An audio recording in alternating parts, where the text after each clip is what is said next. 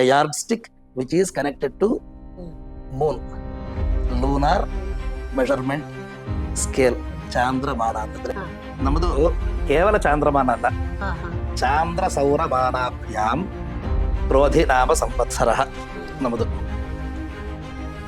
Lunar ಅಂತ ಪದಕ್ಕೆ ಚಂದ್ರನಿಗೆ ಮಾತ್ರ ಸಂಬಂಧಪಟ್ಟಿರುವಂತಹ ಒಂದು ಅಳತೆ, ಆ ತರದ ಗಣನೆ ಮಾಡಿದ್ರೆ ಅದನ್ನ ನಾವು ಲೂನಾರ್ ಕ್ಯಾಲೆಂಡರ್ ಅಂತ ಕರೀತೀವಿ, ಆಲ್ಮೆನಕ್. ಇದಕ್ಕೆ ಉದಾಹರಣೆ ಅಂತಂದ್ರೆ ಇಸ್ಲಾಮಿಕ್ ಕ್ಯಾಲೆಂಡರ್. ನಿಮಗೆಲ್ಲ ಜ್ಞಾಪಕ ಇದಿರುತ್ತೆ, ಒಂದು 5-6 ವರ್ಷಗಳ ಕೆಳಗೆ ನಿಮಗೆ ರಂಜಾನ್ ಬಹಳ ಪ್ರಸಿದ್ಧವಾದಂತಹ ರಮದಾನ್ ಯಾವತ್ತು ಬರುತ್ತೆ ಅಂತಂದ್ರೆ ಸುಮಾರು ಎಲ್ಲ ನವೆಂಬರ್ ಆಗ್ತಿತ್ತು. ಇವತ್ತು ಆ ಈದ್ ಬಂದು ನಮಗೆ ಏಪ್ರಿಲ್ಗೆಲ್ಲ ಬಂದ್ಬಿಡ್ತಾ ಇದೆ. ನಮ್ಮ ವಾಸ್ತು ಮತ್ತು ಜ್ಯೋತಿರ್ವಿಜ್ಞಾನ, ಜ್ಯೋತಿಷ್ಯ ಅಥವಾ ಗ್ರಹ ವಿಜ್ಞಾನ ಅನ್ನೋದು most misused patterns these days. ಇವತ್ತಿನ ದಿನಗಳ ಕಾಲ ಸಾಕಷ್ಟು ದುರುಪಯೋಗ ಆಗ್ತಿರುವಂತಹ ವಿಚಾರ ಇದು. ಅದು ನಾನು ಬಹಳ ಕಷ್ಟಪಟ್ಕೊಂಡೆ ಹೇಳ್ತಾ ಇದ್ದೀನಿ. ನಾನು ಯಾವತ್ತೋ ಒಂದು ಮೇಲ್ಗಡೆ ಒಂದು ವಸ್ತ್ರ ಶಲ್ಯ ಹೊತ್ಕೊಂಡ್ರೆ ನಾವು ಎಲ್ಲರೂ ಪೂರ್ತಿ ಇವತ್ತಿನ ದಿನ ಪ್ರತಿಯೊಬ್ಬರು ಕೈ ಚಾಚಿ ನಮ್ಮ ಮುಖ ನೋಡಿ, ನಮ್ಮ ಕೈ ನೋಡಿ, ನಮ್ಮ ಕಾಲು ನೋಡಿ ಅಂತ ಕೇಳ್ತಾರೆ. ಅದರಿಂದ ನಾವು ನೋಡ್ಬೇಕಾ ಬೇಡವಾ ಅಂತ ಅನ್ನೋದ್ರ ವಿಚಾರ ಬೇರೆ. ಈ ಮಾಹಿತಿ ತಗೊಂಡು ನಾವು ಏನ್ ಮಾಡ್ತೀವಿ ಈ ಮಾಹಿತಿ ತಗೊಂಡು? ಜ್ಯೋತಿಷ್ಯ ಅನ್ನೋ ಪದ ಏನು? ಜ್ಯೋತಿಷ್ಯ ಅನ್ನೋ ಪದ ಅರ್ಥ ಏನು? ಜ್ಯೋತಿ ಅಂದ್ರೆ ಲೂಮಿನರಿ ಆಬ್ಜೆಕ್ಟ್ ಅಂತ ಅರ್ಥ. ಸೆಲ್ಫ್ ಎಫಲ್ಜೆಂಟ್ ಲೂಮಿನರಿ ಆಬ್ಜೆಕ್ಟ್, ಸ್ವಪ್ರಕಾಶವಾಗಿರುವಂತಹ ಆಕಾಶದಲ್ಲಿ ಹೋಗುವಂತಹ ಒಂದು ಬೆಳಕಿನ ಒಂದು ಗೋಳ, ಇದಕ್ಕೆ ಜ್ಯೋತಿ ಅಂತ ಅರ್ಥ. ನೀವು ಹೇಳ್ತಿರುವಂತಹ ಚಂದ್ರ ಅಥವಾ ಕುಜ, ಬುಧ, ಗುರು, ಶುಕ್ರ, ಶನಿ, ಈ ಯಾವುದು ಕೂಡ ಲೂಮಿನರಿ ಆಬ್ಜೆಕ್ಟ್ಸೇ ಅಲ್ಲ. None of them belong to that category, neither according to western, occidental or oriental. ಎಲ್ಲವೂ ಕೂಡ ನಿಮಗೆ ಎರಡಕ್ಕೂ ಕೂಡ ಜ್ಯೋತಿ ಅಂತನ್ನುವಂತಹ ಕ್ಯಾಟಗರಿಯಲ್ಲಿ ಆ ಪದರದಲ್ಲೇ ಇಲ್ವಲ್ಲ. ಅದು ಜ್ಯೋತಿಷ್ಯ ಹೇಗಾಗುತ್ತೆ? ಇದನ್ನ ಹೇಳಿದ್ರೆ ಕಾಂಟ್ರವರ್ಸಿ, ಹೇಳದಿದ್ರೆ ಬಾಯಿ ಮುಚ್ಕೊಂಡ್ರೆ ತುಂಬಾ ಒಳ್ಳೆಯವರು ಅಂತ. ರುಚಿಗೆ ಪಂಚಾಂಗದ ಮೇನ್ ಎಲಿಮೆಂಟ್ಸ್ ಎಲ್ಲ ಇರುತ್ತೆ. ಈ ಪಂಚಾಂಗದಲ್ಲಿ ಇನ್ನೊಂದಂದ್ರೆ ನಾವು ಪ್ರತಿಯೊಂದು ಏನೇ ಕೆಲಸ ಮಾಡುವಾಗ ರಾಹುಕಾಲ, ಯಮಗಂಡ ಕಾಲ, ಗುಳಿಕ ಕಾಲ ಎಲ್ಲ ನೋಡೇನೆ ಮಾಡೋದು. ಈ ಪಂಚಾಂಗಗಳು ಕೂಡ ಸರ್ವಂ ವಿಷ್ಣು ಭಜನ್ ಜಗತ್ ಅಂತ ಹೇಳುವಂತಹ ಒಂದು ಪದ್ಧತಿ ಇದೆ. ಇದನ್ನ ದಾಸರು ಸಕಲ ಗ್ರಹಗಳ ಬಲದಿಂದ ಅಂತರಾತ್ಮ ಅಂತ ಸ್ತುತಿ ಮಾಡಿದ್ದಾರೆ.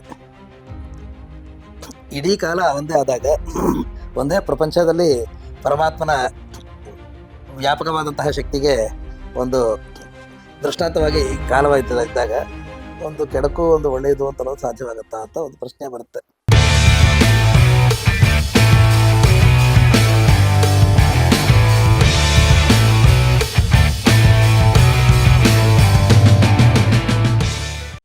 ಎಲ್ಲರಿಗೂ ಪ್ರೀತಿಯಿಂದ ನಮಸ್ಕಾರ. ಯುಗಾದಿ ಕಳೆದರೂ ಯುಗಾದಿ ಮರಳಿ ಬರುತ್ತಿದೆ. ಸೊ ಪ್ರತಿ ವರ್ಷ ಹೊಸ ಹುರುಪಿನೊಂದಿಗೆ, ಹೊಸ ಹುಮ್ಮಸ್ನೊಂದಿಗೆ ಯುಗಾದಿ ಬರ್ತಾನೆ ಇರುತ್ತೆ. ಈ ಯುಗಾದಿ ನಾವು ನಮ್ಮ ಜೊತೆ ಯುಗಾದಿಯ ಸೈಂಟಿಫಿಕ್ ರೀಸನ್, ಏನಕ್ಕೆ ನಾವು ಆಚರಿಸ್ತೀವಿ, ವೈ ಇಟ್ ಇಸ್ ಡಿಫ್ರೆಂಟ್, ನಾವು January 1 ಆ ನ್ಯೂ ಇಯರಿಗೂ ನಮ್ಮ ಹಿಂದೂ ಹೊಸ ವರ್ಷಕ್ಕೂ ಏನ್ ವ್ಯತ್ಯಾಸ ಇದೆ ಅನ್ನೋದನ್ನ ಎಕ್ಸ್ಪರ್ಟ್ ಇಂದನೇ ಕೇಳ್ಬೇಕಲ್ಲ. ಅದಕ್ಕೋಸ್ಕರ ನಮ್ಮ ಇವತ್ತಿನ ಗೆಸ್ಟ್ ಬಗ್ಗೆ ಹೇಳೋದಾದ್ರೆ ಡಾಕ್ಟರ್ ವಂಶಿಕೃಷ್ಣ ಗುರುಜಿ ಅವರು ಮೈಸೂರಿನಲ್ಲಿರುವ ಗಣಪತಿ ಸಚ್ಚಿದಾನಂದ ಆಶ್ರಮದ ಗುರುಗಳಾಗಿರುವ ಗಣಪತಿ ಸಚ್ಚಿದಾನಂದ ಸ್ವಾಮೀಜಿಗಳ ಪರಮಾಪ್ತ ಶಿಷ್ಯರಾಗಿದ್ದಾರೆ. ಹಾಗೂ ಮೈಸೂರಿನಲ್ಲಿ ವೇದ ಪಾಠಕ್ಕೋಸ್ಕರನೇ ಸ್ಥಾಪನೆ ಮಾಡಿರುವಂತಹ ವೇದ ವಿಜ್ಞಾನ ವಿಸ್ತಾರಂ ಈ ಸಂಸ್ಥೆಯ ಫೌಂಡರ್ ಆಗಿದ್ದಾರೆ, ಸಂಸ್ಥಾಪಕರಾಗಿದ್ದಾರೆ. ಅಲ್ಲಿ ಸುಮಾರು ಮಕ್ಕಳಿಗೆ ವೇದ ಪಾಠಗಳನ್ನ ಹೇಳ್ಕೊಡ್ತಾ ಇದ್ದಾರೆ. ಅಂಡ್ ವಂಶಿಕೃಷ್ಣ ಗುರುಜಿ ಅವರು ಚತುರ್ವೇದ ಪಂಡಿತರು, ಅಂದ್ರೆ 4 ವೇದಗಳನ್ನು ಕಲಿತು ಅದರಲ್ಲಿ ಪಾಂಡಿತ್ಯವನ್ನು ಪಡೆದಿರುವಂತಹ ಕೆಲವೇ ಸ್ಕಾಲರ್ಸ್ ಅಲ್ಲಿ ಅವರು ಒಬ್ರು. ಸೊ ಅವರ ಜ್ಞಾನ, ಅವರ ಅನುಭವ ತುಂಬಾ ಅಪಾರವಾದದ್ದು. ಅದರಲ್ಲಿ ನಾವು ಸ್ವಲ್ಪನಾದ್ರೂ ಇವತ್ತು ಅವರಿಂದ ಕಲ್ತ್ಕೊಳ್ಳುವಂತ ಪ್ರಯತ್ನ ಮಾಡೋಣ.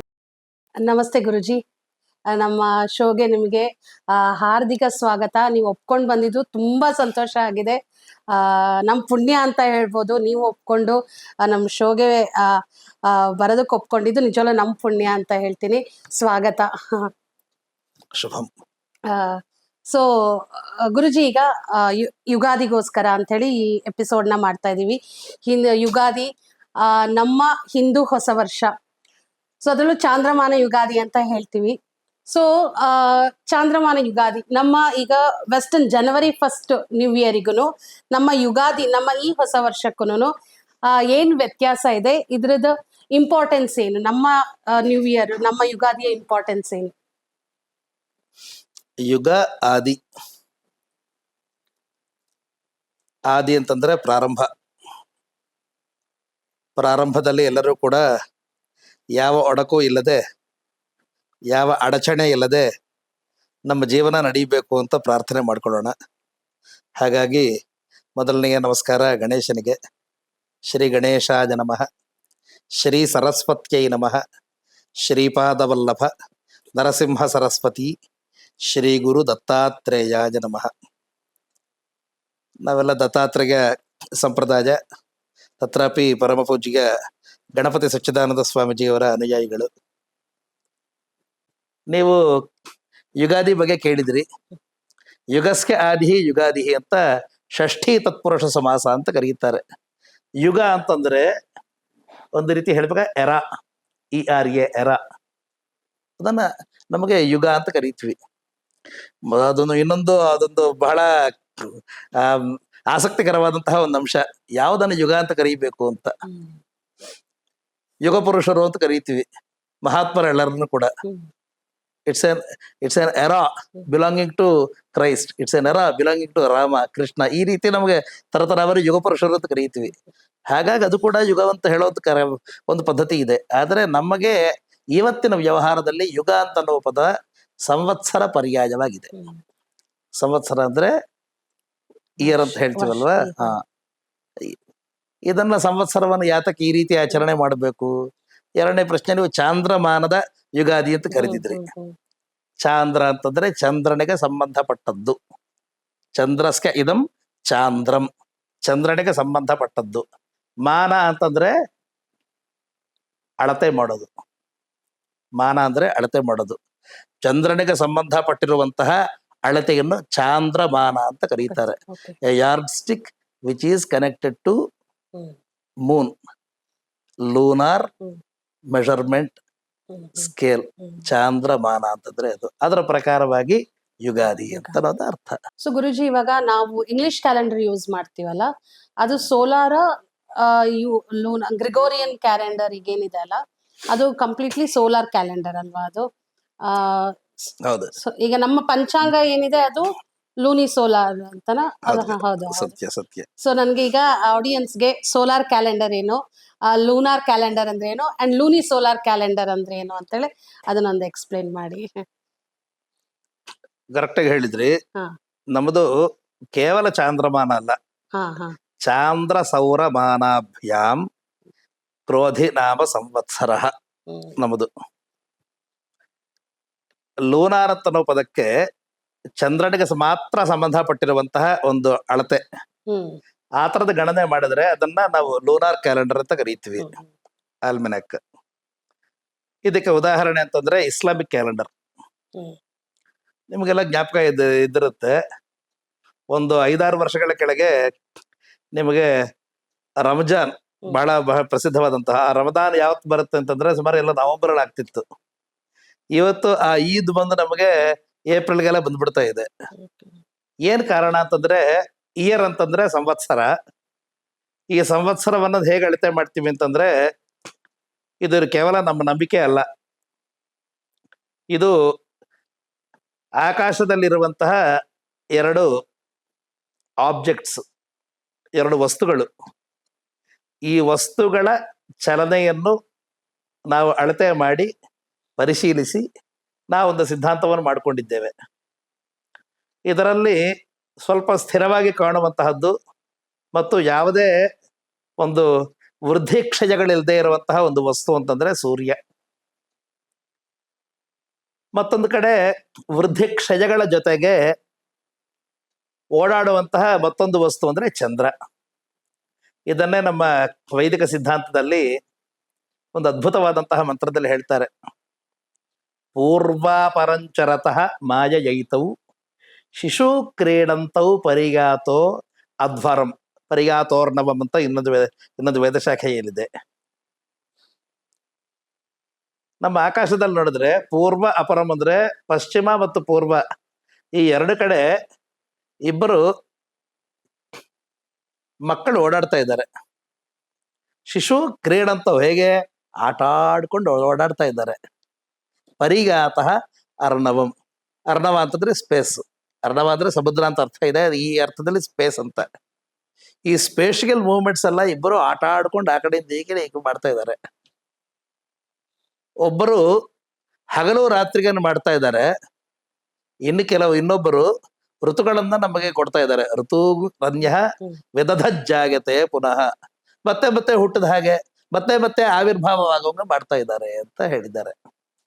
ಹಾಗಾಗಿ ನಮ್ಮ ಹಿರಿಯರು, ನಮ್ಮ ಋಷಿಗಳು ಸೂರ್ಯ ಮತ್ತು ಚಂದ್ರ ಇಬ್ಬರ ಒಂದು ಮೂವ್ಮೆಂಟ್, ಚಲನೆಯಿಂದ ನಮಗೆ ಕಾಲಮಾನದ ಗಣನೆಯನ್ನು ಮಾಡಿಕೊಳ್ಳುವಂತ ವ್ಯವಸ್ಥೆಯನ್ನು ಮಾಡಿಕೊಟ್ಟಿದ್ದಾರೆ. ನಿಮಗೆ ಗೊತ್ತಿರೋ ಹಾಗೆ 365 ದಿನಗಳು ಮತ್ತು 25 ಮತ್ತು 6 ಗಂಟೆಗಳು, 365 days and 6 hours ಸುಮಾರಾಗಿ ಅಂದಾಜಾಗಿ ಒಂದು ಸೂರ್ಯನ ಒಂದು ಆವೃತ್ತಿ ಚಲನಕ್ಕೆ ಆಗ್ತಾ ಇದೆ. ಅದನ್ನು ನಾವು ನಮ್ಮ ಭೂಮಿ ಸೂರ್ಯನ ಸುತ್ತಲೂ ಓಡಾಡಕ್ಕೆ ಇಷ್ಟು ಸಮಯ ಬೇಕಾಗ್ತಿದೆ ಅಂತ ನಾವು ಒಂದು ತೀರ್ಮಾನ ಮಾಡ್ಕೊಂಡಿದ್ವಿ.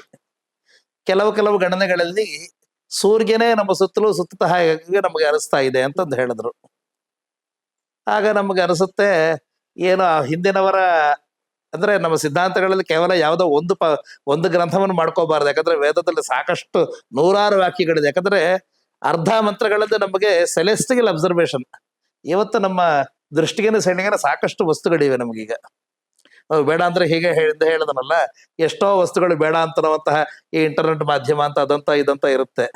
ಆದ್ರೆ ನಮಗೆ ಎಷ್ಟೋ ಜನ ಪ್ರೇಕ್ಷಕರಲ್ಲಿ, ಓದುಗರಲ್ಲಿ ಈ ಸೈಂಟಿಫಿಕ್ ಟೆಂಪರ್ ಅನ್ನೋದೇ ಹೊರಟೋಯ್ತು. ಯಾಕಂದ್ರೆ ನಮ್ಮ ಪ್ರಕೃತಿಯನ್ನು ನಾವು ವೀಕ್ಷಣೆ ಮಾಡೋಕೆ ಅವಕಾಶವೇ ಇಲ್ಲ. ನೀವು ಯೋಚನೆ ಮಾಡಿ, ರಾತ್ರಿ ಸೂರ್ಯಾಸ್ತ ಆದ್ಮೇಲೆ ನಾವು ಎಲ್ಲರೂ ಏನ್ ಮಾಡ್ತೀವಿ, ಬಹುತೇಕ ಎಷ್ಟು ಜನ ಏನ್ ಮಾಡ್ತೀವಿ, ಬಹುಶಃ ಯಾವ್ದೋ ಟಿವಿ ಚಾನಲ್ ಆನ್ ಮಾಡ್ಕೊಳ್ಳೋದು, ಸಿನಿಮಾ ನೋಡೋದು, ಅಥವಾ ಇಲ್ಲಂದ್ರೆ ಯಾವ್ದೋ ಹೋಟೆಲ್ಗೆ ಹೋಗೋದು, ಅಥವಾ ಇಲ್ಲ ರಸ್ತೆಯಲ್ಲಿ ಓಡಾಡೋದು, ಈ ತರದ ಕೆಲಸವನ್ನೇ ಮಾಡ್ತಾ ಇರ್ತೀವಿ. ಯಾರಾದರೂ ಸಹ ಆಕಾಶವನ್ನು, ಶುದ್ಧವಾದಂತಹ ಆಕಾಶವನ್ನು, ಅದು ಈ ಅಸ್ಟ್ರಾಲಜರ್ಸ್ ಭಾಷೆಯಲ್ಲಿ ಹೇಳಬೇಕು ಅಂತಂದ್ರೆ unpolluted by lighting, unpolluted by human lighting, ಈ ತರದಿರುವಂತಹ ಒಂದು ಆಕಾಶವನ್ನು ವೀಕ್ಷಣೆ ಮಾಡಕ್ಕೆ ಯಾರಿಗಾದ್ರೂ ಅವಕಾಶವಾಗ್ಲಿ ಇದೆಯಾ, ಆಸಕ್ತಿ ಇದೆಯಾ? ವಿ ಆರ್ ನೈದರ್ ಇಂಟ್ರೆಸ್ಟೆಡ್ ನಾರ್ we are endowed with such an opportunity. ಅಂತಹ ಅವಕಾಶವೇ ನಮಗಿಲ್ಲ ನೋಡೋದಕ್ಕೆ. ಆಸಕ್ತಿ ಇಲ್ಲದಿರೋದ್ರ ಅವಕಾಶ ಇಲ್ಲ. ಅದಕ್ಕೆ ಅಸ್ಟ್ರಾನಮರ್ಸ್ ಏನ್ ಮಾಡ್ತಾರೆ, ಎಲ್ಲೋ ಪೆರೂಲ್ಲಿರುವಂತಹ ಯಾವುದೋ ಒಂದು ಕೋಲ್ಡ್ ಡೆಸರ್ಟ್ಗೆ, ಅಥವಾ ಟಿಬೆಟನ್ ಅಬ್ಸರ್ವೇಟರ್ಸ್ಗೆ, ಅಥವಾ ನಮ್ಮ ಲೇ ಲಡಕ್ಕಲ್ಲಿ ಅಂತ ಜಾಗಕ್ಕೆ ಹೋಗ್ತಾರೆ. ಯಾತಕ್ಕಂದ್ರೆ ಹ್ಯೂಮನ್ ಹ್ಯಾಬಿಟೇಷನ್, ಮನುಷ್ಯರ ನಿವಾಸ ಎಲ್ಲಿಲ್ವೋ ಅಲ್ಲಿ ಮಾತ್ರ ಸ್ವಲ್ಪ ನಮಗೆ ಪ್ರಕೃತಿಯ ಬಗ್ಗೆ ಯೋಚನೆ ಮಾಡಕ್ ಅವಕಾಶ ಇರುತ್ತೆ ಅಂತ. ನನಗೆ ಈ ಅನುಭವ ಯಾವಾಗ ಆಯ್ತು ಅಂತಂದ್ರೆ 96ನೇ ಇಸ್ವಿಯಲ್ಲಿ ನಾವೆಲ್ಲರೂ ಕೂಡ ಮಾನಸ ಸರೋವರಕ್ಕೆ ಹೋಗುವಂತಹ ಅವಕಾಶ ಸಿಕ್ತು. 388 ಕಿಲೋಮೀಟರ್ಗಳು ನಾವು ನಡೆಯುವಂತಹ ಒಂದು ಅವಕಾಶ ಇತ್ತು. ಇನ್ನು ಸ್ವಲ್ಪ ವಯಸ್ಸಾಗಿದ್ವಿ, ಉತ್ಸಾಹದಿಂದ ಹೋಗ್ತಾ ಇದ್ವಿ. ಆ ಮಾನಸ ಸರೋವರಕ್ಕೆ ಹೋದ, ಈಗ ಅಲ್ಲೂ ಕೂಡ ಸುಮಾರು ಕಡೆಗೆ ಹದಗೆಟ್ಟೋಗಿದೆ. ಯಾಕಂದ್ರೆ ಮನುಷ್ಯರ ಸೌಕರ್ಯಕ್ಕೋಸ್ಕರ ಮತ್ತೆ ಲೈಟಿಂಗ್ ಎಲ್ಲ ಬಂದು ಶುರು ಆಯಿತು. ಆದ್ರೆ ಎಷ್ಟೋ ಒಂದು ವ್ಯಾಸ್ಟ್ ಸ್ಟ್ರೆಚಸ್ ಅಲ್ಲಿ ನಾವು ಶುದ್ಧವಾದಂತಹ ಆಕಾಶವನ್ನ ವೀಕ್ಷಣೆ ಮಾಡಬಹುದು. ಆ ವೀಕ್ಷಣೆ ಮಾಡಿದಾಗ ಇವತ್ತಿನ ಈ ನಕ್ಷತ್ರದ ಬಗ್ಗೆ ನಾವೀಗ ಮಾತಾಡ್ತೀವಲ್ಲ, ಈ ನಕ್ಷತ್ರಗಳ ಬಗ್ಗೆನೂ ನಮಗೊಂದು ಅಂದಾಜು ಬರುತ್ತೆ. ಇವತ್ತು ನಾವು ಹೇಗೆ, ಇವತ್ತು ಯಾವ ವಾರ ಅಂತಂದ್ರೆ ನಾವು ಸೋಮವಾರ ಅಂತ ಹೇಳ್ತೀವಿ, ಇವತ್ತೇನಂದ್ರೆ ಮಂಗಳವಾರ ಅಂತ ಹೇಳ್ತೀವಿ. ನೀವು ಸೋಮವಾರ ಮಂಗಳವಾರ ಹೇಳಕ್ಕೆ ಏನ್ ನಿಮ್ಮ ಹತ್ರ ಅಧಿಕಾರ ಇದೆ, ಏನ್ ಆಧಾರ ಇದೆ? ನೀವು ಹೇಳ್ತೀರಿ ಕ್ಯಾಲೆಂಡರ್ ಅಂತ. ಮತ್ತೆ ಎರಡು ಪ್ರಶ್ನೆ ಕೇಳ್ತೀನಿ, ಕ್ಯಾಲೆಂಡರ್ನವ್ರು ಇವತ್ತು ಸೋಮವಾರ ಅಂತ ಹೇಳಕ್ಕೆ ಏನಾರು ಅವಕಾಶ ಇದೆಯಾ? ಮಂಡೇ ಅಂತ ಹೇಳ್ತೀವಿ ಅಲ್ಲ, ಇಂಟರ್ನ್ಯಾಷನಲಿ ಅಬ್ಸರ್ವ್ಡ್ ಅಂತ. ಇಂಟರ್ನ್ಯಾಷನಲಿ ಯಾರಾದ್ರೂ ಅಬ್ಸರ್ವೇಷನ್ ಮಾಡಕ್ಕೆ ವಾಟ್ ಈಸ್ ದಿ ರೇಷನಲ್? ಯಾವ ಕಾರಣದಿಂದ ಇವತ್ತು ಸೋಮವಾರ ಅಂತ ಹೇಳ್ತಾ ಇದ್ರೆ? ಓಹೋ, ನಮ್ಮ ಪುರಾಣಗಳಲ್ಲಿದೆ, ಅದಕ್ಕೆ ನಾವು ಸೋಮವಾರ, ಮಂಗಳವಾರ, ಬುಧವಾರ, ಗುರುವಾರ, ಶುಕ್ರವಾರ, ಶನಿವಾರ ಅಂತ ಈ ತರ ವರಸೆಗೆ ಭಾನುವಾರ ಅಂತ ಹಾಕೊಂಡು ಹೋಗ್ತಾ ಇದೀವಲ್ವಾ. ಸೊ ಈ ನವಗ್ರಹಗಳಲ್ಲಿ 7 ವಾರಗಳ ಹೆಸರಿಟ್ಟಿದ್ರೆ ನೀವು. ಮತ್ತೆ ರಾಹು ಕೇತು ಯಾಕ್ರಿ ಬಿಟ್ಟಿದ್ರಿ ಅಂತಂದ್ರೆ ಅದನ್ನ ಛಾಯಾಗ್ರಹ ಅಂತ ಕರೀತಿದ್ದಾರೆ. ಛಾಯೆ ಅಂತಂದ್ರೆ ನೆರಳು, ನೆರಳಕ್ಕೆ ಪ್ರತ್ಯೇಕವಾದಂತಹ ಒಂದು ಅಸ್ತಿತ್ವ ಇಲ್ಲದೆ ಇರೋದ್ರಿಂದ ಅದನ್ನ ನಾವು ಆ ಎರಡನ್ನು ಬಿಟ್ಟು 7 ವಾರ ಅಂತ ಹೇಳಿದ್ವಿ ಅಂತ. ಮತ್ತೆ ನಾನು ಇದು ಕೇಳ್ತೀನಿ, ಅಂದ್ರೆ ಡೈರೆಕ್ಟ್ ಕಣ್ಣಿಗೆ ಕಾಣುವಂತ ಗ್ರಹಗಳು ಅನ್ನೋದಕ್ಕೆ ಇದನ್ನ ನೀವು ಅಂದ್ರೆ ಅನ್ಕೊಂತೀರಾ? ನಮಗೆ ಆ ಈಗ ಉದಾಹರಣೆಗೆ ನಾವು ಎರಡು ಹ್ಮ್. ಹೇಳ್ತೀನಿ. ಹ್ಮ್. ನಮ್ಮ ಭಾರತದಲ್ಲಿ 545 ಜನ ಲೋಕಸಭಾ ಹ್ಮ್. ಸದಸ್ಯರಿದ್ದಾರೆ. ನಿಮಗೆ ಯಾರ ಜೊತೆ ಕೆಲಸ ಇರುತ್ತೆ? ಹ್ಮ್. ಹ್ಮ್. ನಿಮ್ಮ ಏರಿಯಾದಲ್ಲಿ, ಹ್ಮ್. ಹ್ಮ್. ನಿಮ್ಮ ನಿಯೋಜಕ ವರ್ಗದಲ್ಲಿ ಹ್ಮ್. ಹ್ಮ್. ಹ್ಮ್. ಯಾರು ರಾಜ್ಯಸಭಾ ಸದಸ್ಯರೋ, ಲೋಕಸಭಾ ಸದಸ್ಯರೋ, ವಿಧಾಯಕರೋ ಅವ್ರ ಜೊತೆ ಮಾತ್ರ ಇರುತ್ತೆ. ಹ್ಮ್. ಅದೇ ರೀತಿಯಲ್ಲಿ ತುಂಬಾ ವಿಶಾಲವಾದಂತಹ ಈ ಈ ವಿಶ್ವದಲ್ಲಿ ಹಾ. ನಮ್ಮ ವ್ಯಾಪ್ತಿಗೆ ಬರುವಂತಹ ಯಾವ ಯಾವ ಗ್ರಹಗಳಿದೆಯೋ, ಹ್ಮ್. ಅಂದ್ರೆ ಅವ್ರ ಕ್ಲೋಸೆಸ್ಟ್ ನೈಬರ್ಸ್, ಹ್ಮ್. ಹ್ಮ್. ನಮ್ಮ ನೆರೆ ಮನೆಯವರು ಇರ್ತಾರಲ್ಲ, ಅವರ ಬಗ್ಗೆ ನಾವು ಯೋಚನೆ ಮಾಡ್ಕೋತೀವಿ. ಹ್ಮ್. ಮತ್ತೊಂದು ರೀತಿ ಸ್ವಲ್ಪ ಹಾಸ್ಯವಾಗಿ ಹೇಳ್ಬೇಕು ಅಂತಂದ್ರೆ, ಯಾರೋ ಪಕ್ಕದಲ್ಲಿಂದ ನಮ್ಮ ಬೈನಾಕ್ಯುಲರ್ಸ್ ನಮ್ಮ ನೋಡಿದ್ರೆ ಏನೂ ಆಗಲ್ಲ, ಆದ್ರೆ ಪಕ್ಕದ ಮನೆಯವರು ನಮ್ಮನ್ನ ನೋಡ್ತಾ ಇದ್ದಾರೆ ಅಂದ್ರೆ ನಮ್ಗೇನೋ ಗ್ರಹಚಾರ ಕಾದಿದೆ ಅಂತ ಅರ್ಥ. ಅದೇ ರೀತಿಯಲ್ಲಿ ಈ ಗ್ರಹಗಳಲ್ಲಿ ಅವುಗಳ ನಮ್ಮ ಬಗ್ಗೆ ದೃಷ್ಟಿ ಆಯ್ತು ಅಂತಂದ್ರೆ, ಓಹೋ ಏನೋ ಆಗಿದೆ ಅಂತ ನಮ್ಗೆ ಅರ್ಥ. ಈಗ ಈ ವಿಚಾರವನ್ನು ಮತ್ತಷ್ಟು ಹೇಳ್ಬೇಕು ಅಂದ್ರೆ ಫಸ್ಟ್ ಸೂರ್ಯ ಮತ್ತು ಚಂದ್ರ ಅನ್ನೋ ವಿಚಾರನ ಸ್ವಲ್ಪ ಹೇಳಬೇಕು. ಹಿಂದೆ ಹೇಳಿದ ಹಾಗೆ ಸೂರ್ಯ ಮತ್ತು ಭೂಮಿ ಈ ಈ ಸಂಚಾರದ ದೃಷ್ಟಿಯಲ್ಲಿ 365 ದಿನಗಳು ಮತ್ತು 6 ಗಂಟೆಗಳ ಕಾಲ ಬೇಕಾಗುತ್ತೆ. 4-6 ಗಂಟೆ ಅಂದ್ರೆ 24 ಗಂಟೆ. ಅದಕ್ಕೆ ಲೀಪ್ ಇಯರ್ ಅಂತ ನಾವು ಈಗ ಹಾಕೊಳ್ತಾ ಇದ್ವಿ. ಈ ವ್ಯವಸ್ಥೆಯನ್ನು ನಮಗೆ ಮಾಡಿಕೊಟ್ಟವರು ಒಬ್ಬರು ಪಾದ್ರಿಗಳು, ಗ್ರೆಗರಿ ಅಂತ ಅನ್ನುವಂತಹ ಅವರು. ಅವರ ಹೆಸರಿನಲ್ಲಿ ಇಲ್ಲದಿದ್ರೆ ಒಬ್ಬ ರಾಜನಿಗೆ ಸಂತೋಷ ಆಯಿತು ಅಂತ ಒಂದು ದಿನ ಹಾಕೋದು, ಅವ್ರ ಹೆಂಡತಿಗೆ ಬೇಜಾರಾಯ್ತು ಅಂತ 2 ದಿನ ತೆಗೆದು ಹಾಕೋದು, ಅವ್ರ ತಾತ ಹೋಗ್ಬಿಟ್ರು ಅಂತ 3 ದಿನ ಹಾಕೋದು. ಈ ರೀತಿ ಆ ಆಳದ ಒಂದೇ ರಾಜ್ಯ ಅಂತ ತೋಚಿದ ಹಾಗೆ ಮಾಡ್ತಾ ಇದ್ರು. ಸರಿ, ಹೀಗೆ ಮಾಡಿದ್ರೆ ಕಾಲ ವ್ಯವಸ್ಥೆ ಸರಿ ಹೋಗಲ್ಲ ಅಂತ ಗಣನೆ ಮಾಡೋಂತ ಅವರು ಗ್ರೆಗರಿ ಅನ್ನೋರು ಈ ವ್ಯವಸ್ಥೆ ಮಾಡಿರೋದ್ರಿಂದ ಸುಮಾರು 3 ಶತಮಾನಗಳ ಅವ್ಯವಸ್ಥೆಯನ್ನ ಯಾವುದೋ ಒಂದು ಹಂತಕ್ಕೆ ತಂದರು ಅಂತ ಹೇಳಿ ಗ್ರೆಗೋರಿಯನ್ ಕ್ಯಾಲೆಂಡರ್ ಅಂತ ಅವ್ರ ಹೆಸರಲ್ಲಿ ಮಾಡ್ತಾ ಇದ್ರು. ಗ್ರಿಗೋರಿಯನ್ ಮುಂಚೆ ಬರೀ 10 ತಿಂಗಳುಗಳಿತ್ತು ಅಂತ ಹೇಳ್ತಿದ್ನಲ್ಲ, ಅವ್ರ ಹೆಂಗ್ ಮಾಡಿದ್ರು. ಅದೇ ಅವ್ರ ಹೆಂಡತಿಗೆ ಬೇಜಾರಾಯ್ತು ಅಂತ ತಿಂಗಳು ತೆಗೆದು ಹಾಕೋದು, ಅಥವಾ ಅವ್ರ ತಾತ ಹೋಗ್ಬಿಟ್ರು ಅಂತ 2 ತಿಂಗಳು ಹಾಕೋದು. ಈ ತರದಲ್ಲಿ ಆಮೇಲೆ ಕೆಲವು ಜನ ಕ್ರಿಸ್ತ ಬದುಕಿದಷ್ಟು 32 ವರ್ಷ ಲೆಕ್ಕವೇ ಇಲ್ಲ, ಅದು ತೆಗೆದೇ ಹೋಗ್ಬಿಟ್ರು. ಇವ್ರ ಹುಟ್ಟಕ್ಕಿಂತ ಮುಂಚೆ ಅವ್ರು ಸತ್ತ ಮೇಲೆ ಮತ್ತು ಬದುಕಿದ ಕಾಲಕ್ಕೆ ಬೆಲೆನೇ ಇಲ್ವಾ. ಓ, BCC ಅಂದ್ರೆ ಅದೇನಾ ವ್ಯತ್ಯಾಸ? ADC ಅದೇ ಆಫ್ಟರ್ ಡೆತ್. ಕ್ರಿಸ್ಟಿಯನ್ ಎರಾ ಅಂತ. ಸಿ ಅಂದ್ರೆ Christian era, after the death, before Christ. Before Christ, after the death ಆದ್ರೆ ಮತ್ತೆ AD, BC ಮಧ್ಯದಲ್ಲಿ ಅವ್ರು ಬದುಕಿರೋ ಕಾಲಕ್ಕೆ ಏನ್ ಕಥೆ? 32 ವರ್ಷ ತೆಗೆದ್ಬಿಟ್ಟಿದ್ದಾರೆ. ಅವ್ರು 32 ವರ್ಷ ಇದ್ರು, ಎಷ್ಟು ವರ್ಷ ಇದ್ರು. ಈ ರೀತಿ ಆಳದವನಿಗೆ ಏನು ತೋಚಿದ್ರೆ ಅದೇ ನಮಗೆ ಪ್ರಧಾನ ಅಂತನ್ನುವಂತಹ ಪರಿಸ್ಥಿತಿಯಿಂದ ಒಂದು ಸೆಂಬ್ಲೆನ್ಸ್ ಆಫ್ ಸಮ್ ಸ್ಯಾನಿಟಿ ಈ ತರ ಮಾಡೋದಕ್ಕೆ ವ್ಯವಸ್ಥೆ ಮಾಡಿಕೊಟ್ಟವರು ಸ್ವಲ್ಪ ಮಾಡಿದಂತಹ ಪಾದ್ರಿ ಅಂತ. ಆದ್ರಿಂದ ಆ ಗ್ರೆಗರಿ ಅನ್ನೋರನ್ನ ಅದನ್ನ ನಾವು ಗ್ರೆಗರಿಯನ್ ಕ್ಯಾಲೆಂಡರ್ ಅಂತ ಕರಿತೀವಿ. ಇಂಗ್ಲಿಷ್ ಕ್ಯಾಲೆಂಡರ್ ಅನ್ನೋದು ಬಹುಶಃ ರೋಮ್ ಪ್ರಾಂತ್ಯದಲ್ಲಿ ಇರೋದ್ರಿಂದ ಅದೊಂದು ನಾವು ಇಂಗ್ಲಿಷ್ ಅಂತ. ವಾಸ್ತವವಾಗಿ ಅದು ಇಂಗ್ಲಿಷ್ ಕ್ಯಾಲೆಂಡರೇ ಅಲ್ಲ, ಭಾರತಕ್ಕೆ ಪರಿಚಯ ಮಾಡಿರೋದ್ರಲ್ಲಿ ಆಂಗ್ಲ ಭಾಷೆಗೆ ಮಾತಾಡುವಂತಹ ಜನ ಬ್ರಿಟಿಷ್ನವರು ಹೆಚ್ಚಿಗೆ ಮಾಡಿರೋದ್ರೆ ಇಂಗ್ಲಿಷ್ ಕ್ಯಾಲೆಂಡರ್ ಅಂತ ನಾವು ಕರೀತಾ ಇದ್ವಿ. ಈಗ ಎಷ್ಟೋ ಅದನ್ನ ಈಗ ಇಂಗ್ಲಿಷ್ ವೈನ್ ಅಂತ ಕರೀತಾರೆ. ಅದೇನು ಇಂಗ್ಲೆಂಡ್ ಅಲ್ಲಿ ತಯಾರಾಗಲ್ಲ, ಆ ರೀತಿಯ ಪದ್ಧತಿ. ಒಟ್ಟಾರೆ ಅದು ಸೌರಮಾನದ ಒಂದು ಸಂಚಾರ. ಚಾಂದ್ರಮಾನದಲ್ಲಿ 354 ದಿನಗಳೇ ಇರುತ್ತೆ. ಯಾಕಂದ್ರೆ 29 ದಿನಗಳೇ ಒಂದು ಚಂದ್ರನ ಸಂಚಾರಕ್ಕೆ ನಮ್ಗೆ ಚಂದ್ರ ಭೂಮಿ ಸುತ್ತಕ್ಕೆ 29. ಇದರಲ್ಲಿ ಪಾಶ್ಚಾತ್ಯರಾಗಲಿ ಪೌರ್ವಾತ್ಯರು ಅಂದ್ರೆ ನಾವೆಲ್ಲ ಓರಿಯೆಂಟಲ್, ಆಕ್ಸಿಡೆಂಟಲ್ ಅಂತ ಕರಿತೀವಿ. Oriental, accidental. ಸೊ ಪಾಶ್ಚಾತ್ಯರು ಪೌರ್ವಾತ್ಯರು ಎಲ್ಲರೂ ಸೇರಿಸಿದ್ರೆ ನಮಗೆಲ್ಲರಿಗೂ 29 ಅನ್ನೋ ಇಬ್ಬರ ನಮ್ಮ ಅಳತೆ ಕರೆಕ್ಟೇ. ಅದು ವೆಸ್ಟ್ ಏಷಿಯನ್ ಅವರು ವೆಸ್ಟ್ ಏಷಿಯಲ್ಲಿ ಇರುವಂತಹ ಈ ಇಸ್ಲಾಮಿಕ್ ನವರು ಅವರು ಎಲ್ಲರೂ ಕೂಡ ಅಳತೆ ಮಾಡಿದ್ರೆ ಒಂದೇ ಬರುತ್ತೆ. ಇಡೀ ಪ್ರಪಂಚದಲ್ಲಿ ಚಂದ್ರ ಒಬ್ಬನೇ ತಾನೆ. ಸೊ 29 ವರ್ಷ 29 ದಿನ ಬಂತು. ಈ ರೀತಿ 12-29 ದಿನಗಳು ಇಟ್ಕೊಂಡ್ರೆ 354 ದಿನಗಳಾಗುತ್ತೆ. ಹಾಗಾಗಿ ಚಾಂದ್ರ ವರ್ಷಕ್ಕೆ ನಮಗಿರೋದು 354. ಇದು ಲೂನಾರ್. ಅವರಿಗೆ ಇಸ್ಲಾಮಿಕ್ ಕ್ಯಾಲೆಂಡರ್ ಅಲ್ಲಿ ರಮಾದಾನ್ ನವೆಂಬರ್ ಹಿಡಿದು ಇವತ್ತುವರೆಗೂ ಬರುವ ಕೆಲವು ವರ್ಷಗಳಲ್ಲಿ ಅದು ಜನವರಿಗೆ ಹೋಗುತ್ತೆ, ಆಮೇಲೆ ಡಿಸೆಂಬರ್ಗೆ ಬರುತ್ತೆ.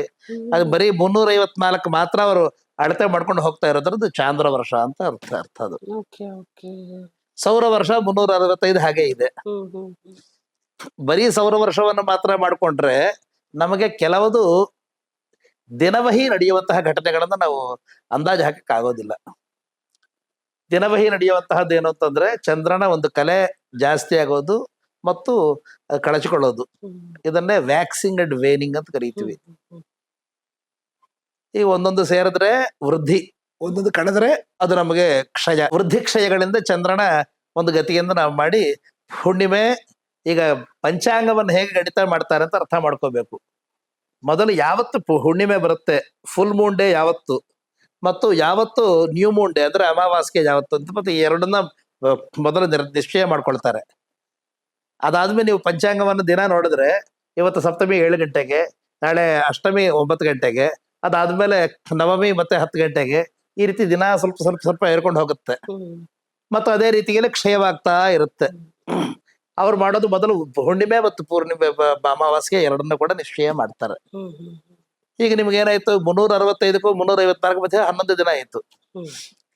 ಆಗ ಈ 11 ದಿನ ಬಂದ್ರೆ ಈ 3 ವರ್ಷದಲ್ಲಿ ಡೆಫಿಸಿಟ್ 33 ವರ್ಷ ಆಯ್ತು, 33 ದಿನಗಳಾಯ್ತು. ಇದನ್ನ ನಾವೇನ್ ಮಾಡ್ಬೇಕು ಅಂತಂದ್ರೆ ಕವರ್ ಅಪ್ ಮಾಡ್ಬೇಕು. ಹೇಗ್ ಮಾಡ್ತೀವಿ ಅಂತಂದ್ರೆ ಅದನ್ನ ಒಂದು ಅಧಿಕ ಮಾಸ ಅಂತ ಸೇರಿಸ್ತೀವಿ. ಈಗ ಕಳೆದ ವರ್ಷ 2023ರಲ್ಲಿ ಅಧಿಕ ಶ್ರಾವಣ ಮಾಸ ಅಂತ ಅಧಿಕ ಭಾದ್ರಪದ, ಅಧಿಕ ಆಷಾಢ, ಅಧಿಕ ಜ್ಯೇಷ್ಠ, ಈ ರೀತಿ ಬರುತ್ತೆ. ಏನ್ ಈ ಅಧಿಕ ಅಂತಂದ್ರೆ ಒಂದು ಗಿವೆನ್ ಪೀರಿಯಡ್ ಆಫ್ 30 ಡೇಸ್, ಈ 30 ದಿನಗಳಲ್ಲಿ ಚಾಂದ್ರ ಮಾಸದಲ್ಲಿ ಅಂದ್ರೆ ಒಂದು ಹುಣ್ಣಿಮೆಯಿಂದ ಇನ್ನೊಂದು ಹುಣ್ಣಿಮೆಯ ಮಧ್ಯದಲ್ಲಿ ನಮಗೆ ಸೌರ ಸಂಕ್ರಮಣವಾಗದೇ ಇದ್ರೆ ಅದನ್ನ ನಾವು ಒಂದು ಕ್ಷಯ ಮಾಸ ಅಂತ ಕರಿತೀವಿ. ಅದನ್ನ ಅಧಿಕ ಮಾಸವಾಗುತ್ತೆ, ಎಕ್ಸ್ಟ್ರಾ ಮಾಸ. ಇದನ್ನು ವೇದದಲ್ಲಿ ಸಗುಂ ಸರ್ಪ ಅಂತ ಕರೆದಿದ್ದಾರೆ, ಸಂಸರ್ಪ ಅಂತ ಕರೆದಿದ್ದಾರೆ. ಸರ್ಪಣ ಅಂತಂದ್ರೆ ನಡೆಯುವುದು ಅಂತ ಅರ್ಥ, ಇನ್ನು ಬೇರೆ ಹಾವಂತ ಅರ್ಥ ಅಲ್ಲ. ಸೃಪ್ಲ ಗತವಂತ ಧಾತು. ಈ 3 ವರ್ಷ ಆದ್ಮೇಲೆ ನಾವು ಒಂದು ತಿಂಗಳು ಸೇರಿದಾಗ ಅದಕ್ಕೆ ನೀವು ನೋಡಿ, ನಮಗೆ ಈ ವರ್ಷ ಶ್ರೀರಾಮನವಮಿ ನಮ್ಗೆ 17ನೇ ತಾರೀಕು ಬರ್ತಾ ಇದೆ. 2025ನೇ ಇಸ್ವಿಯಲ್ಲಿ ಒಂದು 10 ದಿನ ಕಳೆದು ಸುಮಾರು ನಿಮಗೆ ಅದು 6ನೇ ತಾರೀಕು 7ನೇ ತಾರೀಕು ಆಗುತ್ತೆ. ಅದನ್ನ ಮುಂದಿನ ತಿಂಗಳಲ್ಲಿ ನೋಡಿದಾಗ ಮತ್ತೆ ಇನ್ನೊಂದು 10 ದಿನ ಇಳಿಯುತ್ತೆ. ಅದಾದ್ಮೇಲೆ ನೆಕ್ಸ್ಟ್ ಇದನ್ನ ಮತ್ತೆ ಹೋಗಿ ಮತ್ತೆ 20 ದಿನ ಮುಂದಕ್ಕೆ ಸೇರಿಬಿಡುತ್ತೆ, ಅಧಿಕ ಮಾಸ ಬರುತ್ತಲ್ಲ. ಈ ರೀತಿ ನಮ್ಮದು ಲೂನಿ ಸೋಲಾರ್ ಅಂತನ್ನುವಂತಹ ಹೆಸರು. ಅದಕ್ಕೆ ಚಾಂದ್ರ ಸೌರಮಾನಗಳನ್ನ ಎರಡನ್ನ ಕೂಡ ನಾವು ಜೊತೆಗೆ ಸೇರಿಸಿ ಮಾಡೋದ್ರಿಂದ ಬಹುತೇಕ ಒಂದು 20 ದಿನಗಳ ಹಿಂದೆ ಮುಂದೆಯಲ್ಲಿ ನಮ್ಮ ಅದೇ ಕಾಲದಲ್ಲಿ ಅದೇ ಋತುವಿನಲ್ಲಿ, ಈಗ ನೀವು ಕೇಳಬಹುದು ಇಸ್ಲಾಂನವ್ರು ಮಾಡಿದ ಹಾಗೆ ಬಿಟ್ಬಿಟ್ರೆ ಏನಾಗ್ತಿತ್ತೆ ಅಂತ. ಆಗ ನಿಮ್ಗೆ ಈ ವರ್ಷ ವಿನಾಯಕ ಚವಿತಿ ನಿಮ್ಗೆ ಸೆಪ್ಟೆಂಬರ್ ಅಲ್ಲಿ ಆಗಸ್ಟ್ ಅಲ್ಲಿ ಬಂದಿದ್ದು, ಮುಂದಿನ ವರ್ಷ ನಿಮ್ಗೆ ಬಂದ್ರೆ ಅದು ಜುಲೈಯಲ್ಲಿ ಬರುತ್ತೆ. ಇನ್ನು ವಿನಾಯಕ ಚವಿತಿ ಹೋದ್ರೆ ನಿಮ್ಗೆ ಋತುಗಳ ಸಂಬಂಧವೇ ಇಲ್ಲ. ಸೊ ನಮಗೆ ಋತುಗಳ ಸಂಬಂಧವೂ ಬೇಕು, ಅದೇ ಕಾಲದಲ್ಲಿ ಆಚರಣೆ. ಯಾಕಂದ್ರೆ ನಮ್ಮ ಎಲ್ಲಾ ಉತ್ಸವಗಳ ಆಚರಣೆಗೂ ಕೂಡ ಒಂದು ಕಾಲಮಾನ ಇದೆ. ಆ ಸಮಯದಲ್ಲಿ ಸಿಗುವಂತಹ ಪುಷ್ಪ ಪದಾರ್ಥಗಳು, ಪುಷ್ಪಗಳಾಗಲಿ ಫಲಗಳಾಗಲಿ, ಇವುಗಳನ್ನೆಲ್ಲ ನಿವೇದನೆ ಮಾಡಬೇಕು, ಇವುಗಳನ್ನೆಲ್ಲ ಮಾಡುವಂತಹದ್ದು. ಸೊ ಈ ನಮಗೆ ಅದೇ ಹಾಗಾಗಿ ನಾವು ತಗೊಂಡಾಗ ನಾವು ನಮ್ಮ ವೆಸ್ಟ್ ಏಷ್ಯನ್ ಸಂಪ್ರದಾಯದಂತೆ ನಾವು ಹಿಂದಕ್ಕೆ ಹೋದ್ರೆ ನಿಮ್ಗೆ ಶ್ರೀರಾಮನವಮಿ, ಯುಗಾದಿ ಬಂದು ಅಲ್ಲೆಲ್ಲ ಬಂದು ನಿಮ್ಗೆ ಸೆಪ್ಟೆಂಬರ್ ಅಲ್ಲಿ ಆಗಸ್ಟ್ ಅಲ್ಲಿ ಬಂದ್ಬಿಡುತ್ತೆ ಕೆಲವು ವರ್ಷಗಳಲ್ಲಿ. ಅದಕ್ಕೋಸ್ಕರ ಚಾಂದ್ರ ಸೌರಮಾನಗಳಂತ ಒಂದು ನಮ್ಮದು ವೇದ ಸಿದ್ಧಾಂತವಂತೆ ಮಾಡಿದ್ದಾರೆ. ಸೊ ಅಂದ್ರೆ ಈಗ ಆಡಿಯನ್ಸ್ಗೆ ಒಂದು ಸಿಂಪಲ್ ಆಗಿ ಹೇಳೋದು ಅಂತ ಹೇಳಂದ್ರೆ, ಸೊ ಈಗ ನಾವು ಲೂನಿ ಸೋಲಾರ್ ಅಂತ ಹೇಳಂದ್ರೆ ಈಗ ನಾವು ಅರ್ತ್ ಜೊತೆಗೆ ಈಗ ಅರ್ತ್ ರೊಟೇಟ್ ಆಗ್ತಾ ಇರುವಾಗ ಸನ್ ಪ್ಲೇಸ್ಮೆಂಟ್ ಹೇಗಿದೆ, ಜೊತೆಗೆ ಮೂನ್ ಪ್ಲೇಸ್ಮೆಂಟ್ ಹೇಗಿದೆ, ಅದ್ ಎರಡನ್ನೂ ಸರ್ಕಮ್ಯಾಂಬ್ಯುಲೇಷನ್ ಅವರ ಪರಿಕ್ರಮ ಆರ್ಬಿಟಲ್ ರಿಫರೆನ್ಸಸ್ ಜೊತೆ ಮಾಡಿ ಅದನ್ನ ಇದನ್ನ ಎರಡನ್ನು ಮಾಡಿ ಒಂದು 20 ದಿನಗಳ ಅಡ್ಜಸ್ಟ್ಮೆಂಟ್ ಅಂದ್ರೆ ನಾವೇನೋ ಆ ಸೆಲೆಸ್ಟಿಯಲ್ ಆಬ್ಜೆಕ್ಟ್ಸ್ ನಾವೇನು ಅಡ್ಜಸ್ಟ್ ಮಾಡ್ತಾ ಇಲ್ಲ, ನಾವು ಕ್ಯಾಲ್ಕುಲೇಷನ್ ಅಡ್ಜಸ್ಟ್ ಮಾಡ್ಕೊಂಡು ಬಹುತೇಕ ಇದೇ ಸಮಯದಲ್ಲಿ ಬರೋ ಹಾಗೆ ಸೀಸನಲ್ ರಿಫರೆನ್ಸಸ್ ಇಟ್ಕೊಂಡು ನಾವು ನಮ್ಮ ಕಾಲಗಣನ ಮಾಡ್ತೀವಿ. ಸೊ ಈಗ ಪಂಚಾಂಗ ಯುಗಾದಿ ಅಂದ ತಕ್ಷಣ ನಾವು ಪಂಚಾಂಗ ಶ್ರವಣ ಅಂತ ಇದು ಈಗ ನಾಡಿದೀಗ ಟಿವಿಯಿಂದ ಬೆಳಗ್ಗೆಯಿಂದ ನ್ಯೂಸ್ ಪೇಪರ್ ಇಂದ ಆಗ್ಲಿ ಟಿವಿ ಚಾನೆಲ್ಸ್ ಅಲ್ಲಿ ಸ್ಟಾರ್ಟ್ ಆಗುತ್ತೆ. ವರ್ಷ ಭವಿಷ್ಯ, ಈ ರಾಶಿಯವರಿಗೆ ಇತ್ತ ಪ್ರಾಬ್ಲಮ್ ಇದೆ, ಅಥವಾ ಇವ್ರಿಗೆ ಶುಭ ಇದೆ, ಇವ್ರಿಗೆ ಒಳ್ಳೇದಾಗತ್ತೆ ಅಂತ ಹೇಳೆಲ್ಲ. ಇನ್ನ ನಿಮ್ಗೆ ಈ ವರ್ಷ ಸ್ಟಾರ್ಟ್ ಅಂದ ತಕ್ಷಣ ಅದು ಹಿಂಗಾಗತ್ತೆ. ಈಗ ನಾವು ಮುಂಚೆನೂ ಮಾತಾಡ್ದಂಗೆ ವಿಶ್ವಾಸ ಅಂಧವಿಶ್ವಾಸ ಅದ್ ಎರಡು ಮಧ್ಯ ಒಂದು ಲೈನ್ ಆಫ್ ಕಂಟ್ರೋಲ್ ಇರುತ್ತೆ. ಅದು ಈಗ ನಾನ್ ನೋಡಿರೋ ಮಟ್ಟಿಗೆ ಅಸ್ಟ್ರಾಲಜಿ ಕರೆಕ್ಟ್, ಬಟ್ ಅಸ್ಟ್ರಾಲಜಿ ಯಾರು ಹೇಳ್ತಾರೆ ಅನ್ನೋದ್ರ ಮೇಲೂ ಅದು ಡಿಪೆಂಡ್ ಆಗಿರುತ್ತೆ ಕೆಲವೊಂದ್ಸಲ. ಅಥವಾ ಒಬ್ರು 10 ಜನದ ಹತ್ರ ಕೇಳೋದು. ನಮ್ಮ ವಾಸ್ತು ಮತ್ತು ಜ್ಯೋತಿರ್ವಿಜ್ಞಾನ, ಜ್ಯೋತಿಷ್ಯ ಅಥವಾ ಗ್ರಹ ವಿಜ್ಞಾನ ಅನ್ನೋದು most misused patterns these days. ಇವತ್ತಿನ ದಿನಗಳ ಕಾಲ ಸಾಕಷ್ಟು ದುರುಪಯೋಗ ಆಗ್ತಿರುವಂತಹ ವಿಚಾರ ಇದು. ಅದು ನಾನು ಬಹಳ ಕಷ್ಟಪಟ್ಕೊಂಡೇ ಹೇಳ್ತಾ ಇದ್ದೀನಿ. ನಾನು ಯಾವತ್ತೋ ಒಂದು ಮೇಲ್ಗಡೆ ಒಂದು ವಸ್ತ್ರ ಶಲ್ಯ ಹೊದ್ಕೊಂಡ್ರೆ ನಾವು ಎಲ್ಲರೂ ಪೂರ್ತಿ ಇವತ್ತಿನ ದಿನ ಪ್ರತಿಯೊಬ್ಬರು ಕೈ ಚಾಚಿ ನಮ್ಮ ಮುಖ ನೋಡಿ, ನಮ್ಮ ಕೈ ನೋಡಿ, ನಮ್ಮ ಕಾಲು ನೋಡಿ ಅಂತ ಕೇಳ್ತಾರೆ. ಅದ್ರಲ್ಲಿ ನಾವು ನೋಡ್ಬೇಕಾ ಬೇಡವಾ ಅಂತ ಅನ್ನೋದ್ರ ವಿಚಾರ ಬೇರೆ. ಈ ಮಾಹಿತಿ ತಗೊಂಡು ನಾವು ಏನ್ ಮಾಡ್ತೀವಿ ಈ ಮಾಹಿತಿ ತಗೊಂಡು? ನಿಮಗೆ ದೇಶದ ವಿಜ್ಞಾನದ ಬಗ್ಗೆ ಸಂಬಂಧಪಟ್ಟಿರುವಂತಹ ಮುಖ್ಯವಾದಂತಹ 8 ಫೈಲ್ಸ್ಗಳು ಕೊಟ್ಟಿದ್ದೀನಿ. ಏನ್ ಮಾಡ್ತೀರಿ ಇದನ್ನ ನೀವು? ನಿಮಗೆ ಭಾಷೆ ಬರಲ್ಲ, ಅದರ ಯೂಸೇಜ್ ಗೊತ್ತಾಗಲ್ಲ, ಏನ್ ಮಾಡ್ತೀರಿ ನೀವು? ತಿಳ್ಕೊಂಡು ಮಾಡಕ್ಕಾಗದೇ ಇರುವಂತಹದ್ದು ತಿಳಿದು ಏನ್ ಪ್ರಯೋಜನ? ನೀವು ತಿಳಿದು ಏನ್ ಮಾಡಕ್ಕಾಗತ್ತೋ ಅದ್ರ ಬಗ್ಗೆ ಯೋಚನೆ ಮಾಡ್ಬೇಕು. ಅದ್ರ ಬಗ್ಗೆ ಯಾರು ಹೇಳೋದಿಲ್ವಲ್ಲ. ಈಗ ಯಾವತ್ತೋ ಯಾರೋ ಹುಟ್ಬಿಟ್ಟಿದ್ವಿ, ಅದನ್ನು ಬದಲಾವಣೆ ಮಾಡಕ್ ಸಾಧ್ಯ ಇಲ್ಲ. ನೀವು ಯಾವ ವಂಶದಲ್ಲಿ ಹುಟ್ಟಿದಿರಿ, ಎಲ್ಲಿ ಹುಟ್ಟಬೇಕು ಅಂತ ಅನ್ನುವಂತಹ ನಿರ್ಣಯ ನಿಮ್ಮಲ್ಲಿಲ್ಲ. ಯಾರ ಜೊತೆಗೆ ಸೇರಿಸಬೇಕು ಅಂತ ಅನ್ನುವಂತಹ ನಿರ್ಣಯ ನಿಮ್ಮಲ್ಲಿರಲಿಲ್ಲ. ಬುದ್ಧಿಜ್ಞಾನ ಬಂದ ಮೇಲೆ, ಬುದ್ಧಿ ವಿಕಾಸವಾದ ಮೇಲೆ, ಸ್ವಲ್ಪ ದೊಡ್ಡವರಾದ ಮೇಲೆ ಯಾರ ಜೊತೆ ಸೇರಬೇಕು ಅಂತ ಅನ್ನುವಂತಹ ಒಂದು ವಿವೇಚನೆ ನಿಮ್ಮಲ್ಲಿದೆ. ಅಲ್ಲಿವರೆಗೂ ಪರವಾಗಿಲ್ಲ. ಆ ಹಂತದವರು ನಿಮ್ಮ ಕೈಯಲ್ಲಿ ಯಾವ ಇದಿಲ್ವಲ್ಲ. ನಿಮ್ಮ ಕೈಯಲ್ಲಿ ಇಲ್ಲದೆ ಇರೋದ್ರ ಬಗ್ಗೆ ನಿಮಗೆ ಶಿಕ್ಷೆ ಕೊಡೋದ್ರಲ್ಲಿ ಏನ್ ಅದರಲ್ಲಿ ಉದ್ದೇಶ ಏನಿದೆ? ಈ ತರ ಮಾಡ್ಲಿಕ್ಕೆ ಸಾಧ್ಯತೆ ಇದೆಯಾ? ಇಲ್ವಲ್ಲ.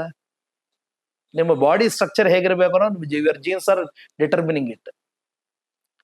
ನಿಮ್ಮ ಬಾಡಿ ಸ್ಟ್ರಕ್ಚರ್ ಹೇಗಿರ್ಬೇಕು ಅಂತ ಅನ್ನೋದನ್ನ ನೀವು ತಗೊಂಡೋಗಿ ಇವತ್ತು Asian paints Ultima golden paint ಹಾಕ್ಬಿಟ್ಟು ನೀವು I am golden man, golden woman ಅಂತ ಹೇಳಿದ್ರೆ ಸರಿ ಇರುತ್ತಾ? ಇದಕ್ಕೆ ನಾವು ಪಂಚಾಂಗ ವಿಜ್ಞಾನ ಯಾಕೆ ಬೇಕು ನಿಮ್ಗೆ? ಗ್ರಹ ವಿಜ್ಞಾನ ಯಾಕೆ ಬೇಕು? ಜ್ಯೋತಿಷ್ಯ ಅನ್ನೋ ಪದ ಏನು? ಜ್ಯೋತಿಷ್ಯ ಅನ್ನೋ ಪದಕ್ಕೆ ಅರ್ಥ ಏನು? ಜ್ಯೋತಿ ಅಂದ್ರೆ ಲೂಮಿನರಿ ಆಬ್ಜೆಕ್ಟ್ ಅಂತ ಅರ್ಥ. ಸೆಲ್ಫ್ ಎಫಲ್ಜೆಂಟ್ ಲೂಮಿನರಿ ಆಬ್ಜೆಕ್ಟ್, ಸ್ವಪ್ರಕಾಶವಾಗಿರುವಂತಹ ಆಕಾಶದಲ್ಲಿ ಹೋಗುವಂತಹ ಒಂದು ಬೆಳಕಿನ ಒಂದು ಗೋಳ, ಇದಕ್ಕೆ ಜ್ಯೋತಿ ಅಂತ ಅರ್ಥ. ನೀವು ಹೇಳ್ತಿರುವಂತಹ ಚಂದ್ರ ಅಥವಾ ಕುಜ, ಬುಧ, ಗುರು, ಶುಕ್ರ, ಶನಿ ಈ ಯಾವುದು ಕೂಡ ಲೂಮಿನರಿ ಆಬ್ಜೆಕ್ಟ್ಸೇ ಅಲ್ಲ. None of them belong to that category, neither according to western, occidental or oriental. ಎಲ್ಲೂ ಕೂಡ ನಿಮಗೆ ಎರಡಕ್ಕೂ ಕೂಡ ಜ್ಯೋತಿಹೆ ಅಂತನ್ನುವಂತಹ ಕ್ಯಾಟಗರಿಯಲ್ಲಿ ಪದರದಲ್ಲೇ ಇಲ್ವಲ್ಲ. ಅದು ಜ್ಯೋತಿಷ್ಯ ಹೇಗಾಗತ್ತೆ? ಯಾವ್ದು ರಾಹು ಕೇತು ಅಲ್ಲ? ಎಲ್ಲಿದೆ ರಾಹುಕೇತು ಬಗ್ಗೆನೇ ಹೋಗ್ಬೇಡಿ. ರಾಹುಕೇತು ಛಾಯಾಗ್ರಹ ಅಂತ ಅನ್ನೋದು ಎಲ್ಲರೂ ಒಪ್ಕೋತೀವಿ. ನಿಮಗೆ ಚಂದ್ರಗ್ರಹ ಅನ್ನೋದು ಸೆಲ್ಫ್ ಲೂಮಿನೆಂಟ್ ಅಂತಾರೋ ಯಾರು ಹೇಳ್ತಾರೆ? It's non luminous. Kuja, Budha, Guru, Shukra, Shani ಇದನ್ನ ಹೇಳಿದ್ರೆ ಕಾಂಟ್ರವರ್ಸಿ, ಹೇಳದೇ ಇದ್ರೆ ಬಾಯಿ ಮುಚ್ಕೊಂಡ್ರೆ ತುಂಬಾ ಒಳ್ಳೆಯವರು ಅಂತ. ಬಟ್ ಜ್ಯೋತಿರ್ವಿಜ್ಞಾನ ಯಾಕಂದ್ರೆ ಅನ್ವರ್ಥ ಸಂಜ್ಞಾನದು ಬಹಳ ಇಂಪಾರ್ಟೆಂಟ್. ಅನ್ವರ್ಥ ಸಂಜ್ಞಾ ಅಂದ್ರೆ ನೀವು ಒಂದು ಪದವನ್ನು ಹೇಳಿದೆ, ತಮಿಳ್ನಾಡು ಅಂತ ಹೇಳಿದ್ರೆ ಅರ್ಥ ಏನು? ತಮಿಳರ ನಾಡು ಅಂತ ಅರ್ಥ ಅಲ್ವಾ? ತಮಿಳರ ನಾಡು ಅಂತ ಅರ್ಥ ಅಂದ್ರೆ ತಮಿಳು ಮಾತಾಡುವಂತಹ ಜನಗಳ ಒಂದು ಪ್ರದೇಶ ಅಂತ ಅರ್ಥ. ಮಧ್ಯಪ್ರದೇಶ ಅಂದ್ರೆ ಭಾರತದ ಭೌಗೋಳಿಕವಾದಂತಹ ಒಂದು ಸ್ವರೂಪದಲ್ಲಿ ಮಧ್ಯದಲ್ಲಿರುವಂತಹದ್ದು ಅಂತ. ರಾಜಸ್ಥಾನ ಅಂದ್ರೆ ರಾಜ್ಞಾಂ ಸ್ಥಾನಂ. ಈ ತರ ಯಾವ್ದಾದ್ರು ಹೆಸರು ಹೇಳಕ್ಕೆ ಒಂದು ರೀತಿಯ ಪುರಾವೆ ಇರಬೇಕು. ಅದೇ ತರ ಜ್ಯೋತಿಷ್ಯ ಅನ್ನೋ ಪದಕ್ಕೆ ಜ್ಯೋತಿಷ್ಗೆ ಸಂಬಂಧಪಟ್ಟಿರುವಂತಹ ವಿಜ್ಞಾನ ಅಂತ. ಜ್ಯೋತಿಷ್ ಅಂದ್ರೆ ಏನು? A science which is concerning the luminary objects, celestial objects. ಹಾಗಾಗಿ ಇದಕ್ಕೆ ಸಂಬಂಧಪಟ್ಟಿರುವಂತ ಯಾವ್ದಾಗತ್ತೆ ಅಂತಂದ್ರೆ ಕೇವಲ ಸೂರ್ಯ ಮಾತ್ರ ಆಗ್ತಾನೆ. ಹಾಗಾಗಿ ಸೂರ್ಯನ ಒಂದು ಸಂಚಾರದ ಬಗ್ಗೆ ನಮ್ಮ ಹಿರಿಯರು ಮಾಡಿರುವಂತಹ ಒಂದು ವಿವೇಚನೆ ಮತ್ತು ಇದರ ಪರಿಶೀಲನೆಯನ್ನ ಸೂರ್ಯ ಸಿದ್ಧಾಂತ ಅಂತ ಕರೆದಿದ್ದಾರೆ. ಸೊ ಇವತ್ತಿನ ದಿನ ಯಾರೇ ಏನೇ ಮಾತಾಡಿದ್ರು ಸಹ ಎಲ್ಲ ಈ ಸೂರ್ಯ ಸಿದ್ಧಾಂತ ಎಂಬ ಗ್ರಂಥದ ಬಗ್ಗೆ ಇವತ್ತಿನ ದಿನ ಅರ್ವಾಚೀನರಾದಂತಹ ಅಂದ್ರೆ ರೀಸೆಂಟ್ ಅಂದ್ರೆ ನಾವು ಉದ್ದೇಶ 2-3 ಸಹಸ್ರಮಾನಗಳು 2-3 ಸಹಸ್ರಮಾನಗಳಲ್ಲಿ 2,000-3,000 ಇಯರ್ಸ್ ಅಲ್ಲಿ ಏನೇನಾಗಿದೆಯೋ ಅದೆಲ್ಲ ಸೂರ್ಯ ಸಿದ್ಧಾಂತದ ಬಗ್ಗೆ ಮಾತಾಡ್ತಿರುವಂತಹದ್ದು. ಅದಕ್ಕೆ ಹಿಂದೆ ಏನಿತ್ತು ಅಂತ ಎರಡನೇ ಪ್ರಶ್ನೆ ಬರುತ್ತೆ. ಜ್ಯೋತಿರ್ವಿಜ್ಞಾನ ಅಂತ ಅನ್ನೋದ್ರೆ ನಮಗೆ 28 ನಕ್ಷತ್ರಗಳು ಏನಿತ್ತು ಮತ್ತು ಈ ನಕ್ಷತ್ರಗಳ ಜೊತೆಗೆ ಯಾವ ಜೊತೆಗೆ ಇರುವಂತಹ ಇನ್ನು ಕೆಲವು ಯಾವ ಸೆಲೆಸ್ಟಿಯಲ್ ಆಬ್ಜೆಕ್ಟ್ಸ್ ಇತ್ತು ಅದರ ಬಗ್ಗೆ ಮಾತಾಡ್ತಿರುವಂತಹದ್ದು ನಮಗೆ ಜ್ಯೋತಿರ್ವಿಜ್ಞಾನ. ಅದನ್ನು ನಮಗೆ ಯಜುರ್ವೇದದಲ್ಲಿ ನಕ್ಷತ್ರೇಷ್ಟಿ ಪ್ರಕರಣ, ನಕ್ಷತ್ರ ಸತ್ರ ಜಾಗ ಅಂತಿದೆ. ನಾವು ಇವತ್ತಿನ ದಿನ ಒಳ್ಳೆಯ ದಿನಗಳನ್ನು ನೋಡ್ಕೋಬೇಕು ಅಂದ್ರೆ ಇವತ್ತು ನಾವು ಮಾಡ್ತಿರುವಂತಹ ಈ ವಿಚಾರಣೆ ಇದೆಯಲ್ಲ, ಇದು ಹಿಂದಿನ ವೈದಿಕ ಜ್ಯೋತಿಷದ ಮೇಲೆ ಆಧಾರ ಪಟ್ಟಿಲ್ಲ. ವೇದಿಕ್ ಅಸ್ಟ್ರಾಲಜಿ, ವೇದಿಕ್ ಅಸ್ಟ್ರಾಲಜಿ ಅನ್ನೋ ಪದಕ್ಕೆ ಇದು ಯಾವುದೋ ಅದಕ್ಕೆ ಒಳಪಡುವಂತಹದಲ್ಲ. ಅದು ಬೇರೆ ವಿಚಾರ, ಇದು ಬೇರೆ ವಿಚಾರ. ಅಂದ್ರೆ ಈಗ ನಾನು ಕೇಳಿಗೆ ಪ್ರತಿಯೊಂದು ಕೆಲಸ ಈಗ ಇರ್ತಾರೆ, ಪ್ರತಿಯೊಂದು ಕೆಲಸ ಮಾಡುವಾಗ್ಲೂ ಜ್ಯೋತಿಷಿಗಳ ಹತ್ರ ಹೋಗೋದು, ಪ್ರತಿಯೊಂದು ಏನೇ ಮಾಡಿದ್ರು ದಿನ ಕೇಳಿಸೋದು, ಸಮಯ ಕೇಳೋದು, ಈ ತರ ಮಾಡಿ ಅಂತ ಯಾರು ಹೇಳಿದ್ರ? ಯಾರಿಗೆ ಅಲ್ಲ, ಈ ತರ ಮಾಡಿ ಅಂತ ಎಲ್ಲಾರು ಒಂದು ವೇದದಲ್ಲಿ ಒಂದು ವಾಕ್ಯದಲ್ಲಿ ಇದೆಯಾ? ಯಾವ್ದಾದ್ರು ಶಾಸ್ತ್ರ ವಾಕ್ಯದಲ್ಲಿ ಇದೆಲ್ಲ ಮಾಡ್ಬೇಕು ಅಂತಿದ್ಯಾ? ಇವತ್ತು ಬೆಳಗ್ಗೆ ಹೇಳ್ಬೇಕು ಅಂತಂದ್ರೆ ಎಷ್ಟು ಗಂಟೆಗೆ ಹೇಳ್ಬೇಕು ಅಂತ ಇದೆಯಾ? ಎಷ್ಟು ಗಂಟೆಗೆ ಹೇಳ್ಬೇಕು ಅಂತ ಇದೆ, ಆದ್ರೆ ಅದನ್ನ ನೀವು ಮಾಡ್ತಿದ್ರ? ಸೂರ್ಯೋದಯಕ್ಕಿಂತ ಮುಂಚೆ ಎದ್ದು ಸೂರ್ಯ ಉದಯಕ್ಕಿಂತ ಮುಂಚೆನೆ ನಿನ್ನ ಅನುಷ್ಠಾನವನ್ನು ಪ್ರಾರಂಭ ಮಾಡಬೇಕು ಅಂತ ಹೇಳಿದ್ದಾರೆ. ಅದನ್ನ ಯಾರಾದ್ರೂ ಕೇಳ್ತಾರ? ಕೇಳಲ್ಲ. ನಿಮಗೆ ಸುದಿನವಾಗಬೇಕು ಅಂತಂದ್ರೆ ಇವತ್ತು ನಮ್ಮ ಪ್ರತಿಯೊಂದಕ್ಕೂ ನಾವು ಪಾಶ್ಚಾತ್ಯರ ಒಂದು ಬೆಳವಣಿಗೆಯನ್ನು ನಾವು ಸಂತೋಷ ಪಟ್ಬಿಟ್ಟು ಅವ್ರ ಡೆವಲಪ್ಮೆಂಟ್ ಸ್ಟೈಲ್ ಚೆನ್ನಾಗಿದೆ ಅಂತ ಹೇಳ್ತೀವಿ. ಎಷ್ಟೋ ಜನ 7 ಗಂಟೆಗೆಲ್ಲ ಆಫೀಸ್ ಹೊರಟೋಗ್ತಾರೆ, ಮತ್ತೆ ಸಂಜೆ 4:30 5 ಗಂಟೆಗೆ ಬಂದ್ಬಿಡ್ತಾರೆ ವಾಪಸ್. 7 ಗಂಟೆಗೆ ಹೋಗ್ಬೇಕು ಅಂದ್ರೆ ಎಲ್ಲ ಸಣ್ಣ ಮಕ್ಕಳಿಂದ ಹೇಳಿದ್ರು ಇದರ್ ರೈನ್ ಆರ್ ಶೈನ್, ಸ್ನೋ ಬಂದ್ರು ಹಿಮಪಾತ ಆಗ್ತಿದ್ರು ಸಹ 7 ಗಂಟೆಗೆಲ್ಲ ಹೊರಡುವಂತಹ ಪ್ರಯತ್ನ ಮಾಡ್ತಿರ್ತಾರೆ. ಅದೇ ರೀತಿಯಲ್ಲಿ ನಮಗೆ ಸೂರ್ಯೋದಯಕ್ಕಿಂತ ಮುಂಚೆ ನನ್ನ ಅನುಷ್ಠಾನವನ್ನು ಮಾಡು ಅಂತ ಹೇಳಿದ್ದಾರೆ. ಅದನ್ನ ವೇದದಲ್ಲಿ ಹೇಳಿರುವಂತಹ ಪ್ರೈಮರಿ ಕೆಲವು ಪ್ರಿನ್ಸಿಪಲ್ಸ್ ಇವೆ. ಅದನ್ನು ಮಾಡ್ಕೊಳ್ಳದೆ ನಾನು ಒಳ್ಳೆ ದಿನ ನೋಡ್ಕೊಳ್ತೀನಿ, ಒಳ್ಳೆ ಸಮಯ ನೋಡ್ಕೊಳ್ತೀನಿ ಅಂತ ಇಲ್ಲಿ ಯಾವುದಕ್ಕೆ ಮಹತ್ವವನ್ನು ಕೊಡಬೇಕೋ ಅದಕ್ಕಲ್ಲದೆ ಬೇರೆದಕ್ಕೆ ನಾವು ಮಹತ್ವವನ್ನು ಕೊಟ್ಟಾಗ ನಮಗೆ ಕೆಲಸವೂ ಆಗೋದಿಲ್ಲ. ಆಮೇಲೆ ಆ ಪೀಸ್ ಆಫ್ ಮೈಂಡ್ ಇಂದ ಬದುಕಕ್ಕಿಂತ ಯಾವಾಗ್ಲೂ ಭಯದಲ್ಲೇ ಒಂಥರ ಅದಂದ್ರೆ ಈ ತರದನ್ನ ನೋಡ್ತಾ ಹೋದಾಗ ಜನ ಅಯ್ಯೋ ಹಿಂಗ್ ಮಾಡಿದ್ರೆ ಹಿಂಗಾಗ್ಬಿಡುತ್ತೆ, ಹಿಂಗಂದ್ರೆ ನಂದು ಪರ್ಸನಲ್ ಏನು ಜ್ಯೋತಿಷ್ಯದ ಫಲ ಏನಿರಬೇಕು ಅಂತ ಫಸ್ಟ್ ನಮ್ಗೆ ಅನ್ಸುತ್ತೆ. ಈಗ ನೀವು ಯಾವ್ದಾದ್ರು ಒಂದು ಟೆಕ್ಸ್ಟ್ ಅನ್ನ ಹುಡುಕ್ತಾ ಇದ್ರ, ಆ ಟೆಕ್ಸ್ಟ್ ಇಂದ ನಿಮಗೇನ್ ಪ್ರಯೋಜನ ಆಗಬೇಕು ಅಂತ ಬಯಸ್ತಾ ಇದ್ದೀರಾ? So you have a preconceived notion ಅಥವಾ ಪ್ರೀ ಕನ್ಸೀವ್ಡ್ ಪ್ರೀ ಡಿಟರ್ಮಿನ್ಡ್ ಒಂದು ಬೆನಿಫಿಟ್, ಇಂತಹ ಪ್ರಯೋಜನ ನನಗಾಗಬೇಕು ಅಂತ. ಸೊ ಸಿಕ್ಕಿದ ಪ್ರತಿಯೊಂದನ್ನು ನಾವು ಕೂಡ ನೆರವಂತ ಅನ್ಕೊಳ್ತೀವಿ. As long as things are progressing very well, proceeding very well, you don't care about them. ಈಗ ನಿಮ್ಗೆ ಉದಾಹರಣೆಗೆ ನೀವೆಲ್ಲ ಎಂಪ್ಲಾಯೀಸ್ ಇಟ್ಕೊಳ್ಳಿ, ಫೆಬ್ರವರಿ ಮಾರ್ಚ್ ತಿಂಗಳಲ್ಲಿ ಎಷ್ಟೋ ಜನಕ್ಕೆ ಸಂಬಳವೇ ಬರಲ್ಲ, ಎಲ್ಲ ಟ್ಯಾಕ್ಸ್ ರಿಡಕ್ಷನ್ಸ್ ಹೊರಟೋಗುತ್ತೆ. ಅದಕ್ಕೆ ಏನ್ ಮಾಡ್ತೀರಿ? ಇವೆಲ್ಲ save for a harder day, ಅಷ್ಟೇ. ಅಷ್ಟು ಅಸ್ಟ್ರಾಲಜಿಯಿಂದ ಪ್ರಯೋಜನ. So I can be lenient, I have to be careful ಅಂತನ್ನುವಂತಹ ಒಂದು ಫೋರ್ಕಾಸ್ಟ್ ಇದೆಯಲ್ಲ, ದಟ್ ಆಲ್ವೇಸ್ ಹೆಲ್ಪ್ಸ್. ಈಗ ನಿಮ್ಮ ತಿಳುವಳಿಕೆಯಿಂದ ನಿಮ್ಮ ಭವಿಷ್ಯವನ್ನು ನೀವು ಬದಲಾವಣೆ ಮಾಡೋದಕ್ಕೆ ಸಾಧ್ಯತೆ ಇದ್ರೆ ಅದು ಶಾಸ್ತ್ರವೇ ಅಲ್ಲ. ಸೊ ಗುರುಜಿ, ಹಾಗಾದ್ರೆ ನನ್ ನಂಬಿಕೆ ಹೇಳ್ತೀನಿ. ನಾನ್ ಪರ್ಸನಲ್ ಆಗಿ ಅನ್ಕೊಳ್ಳೋದೇನು ಅಂದ್ರೆ, ನಾವು ಭಗವಂತನಿಗೆ ಪೂರ್ತಿ ಶರಣಾಗ್ಬಿಟ್ವಿ ಅಂತ ಹೇಳಂದು, ಆಗದೆಲ್ಲ ನಿನ್ಮೇಲೆ ಅಪ್ಪ ನೀನೇ ನೋಡ್ಕೋ ಅಂತ ಪೂರ್ತಿ ಶರಣಾಗ್ಬಿಟ್ರೆ ನಾವು ಅಂದ್ರೆ ನಾವು ಅದು ಸರೆಂಡರ್ ಆದಾಗ ನಾವ್ ಈ ತರ ಅಂದ್ರೆ ಒಳ್ಳೇದು ಆಗೋದು ನೀನೇನ್ ಕೊಡ್ತೀಯೋ, ನೀನ್ ಹೇಗಿಡ್ತೀಯೋ ಆ ತರ.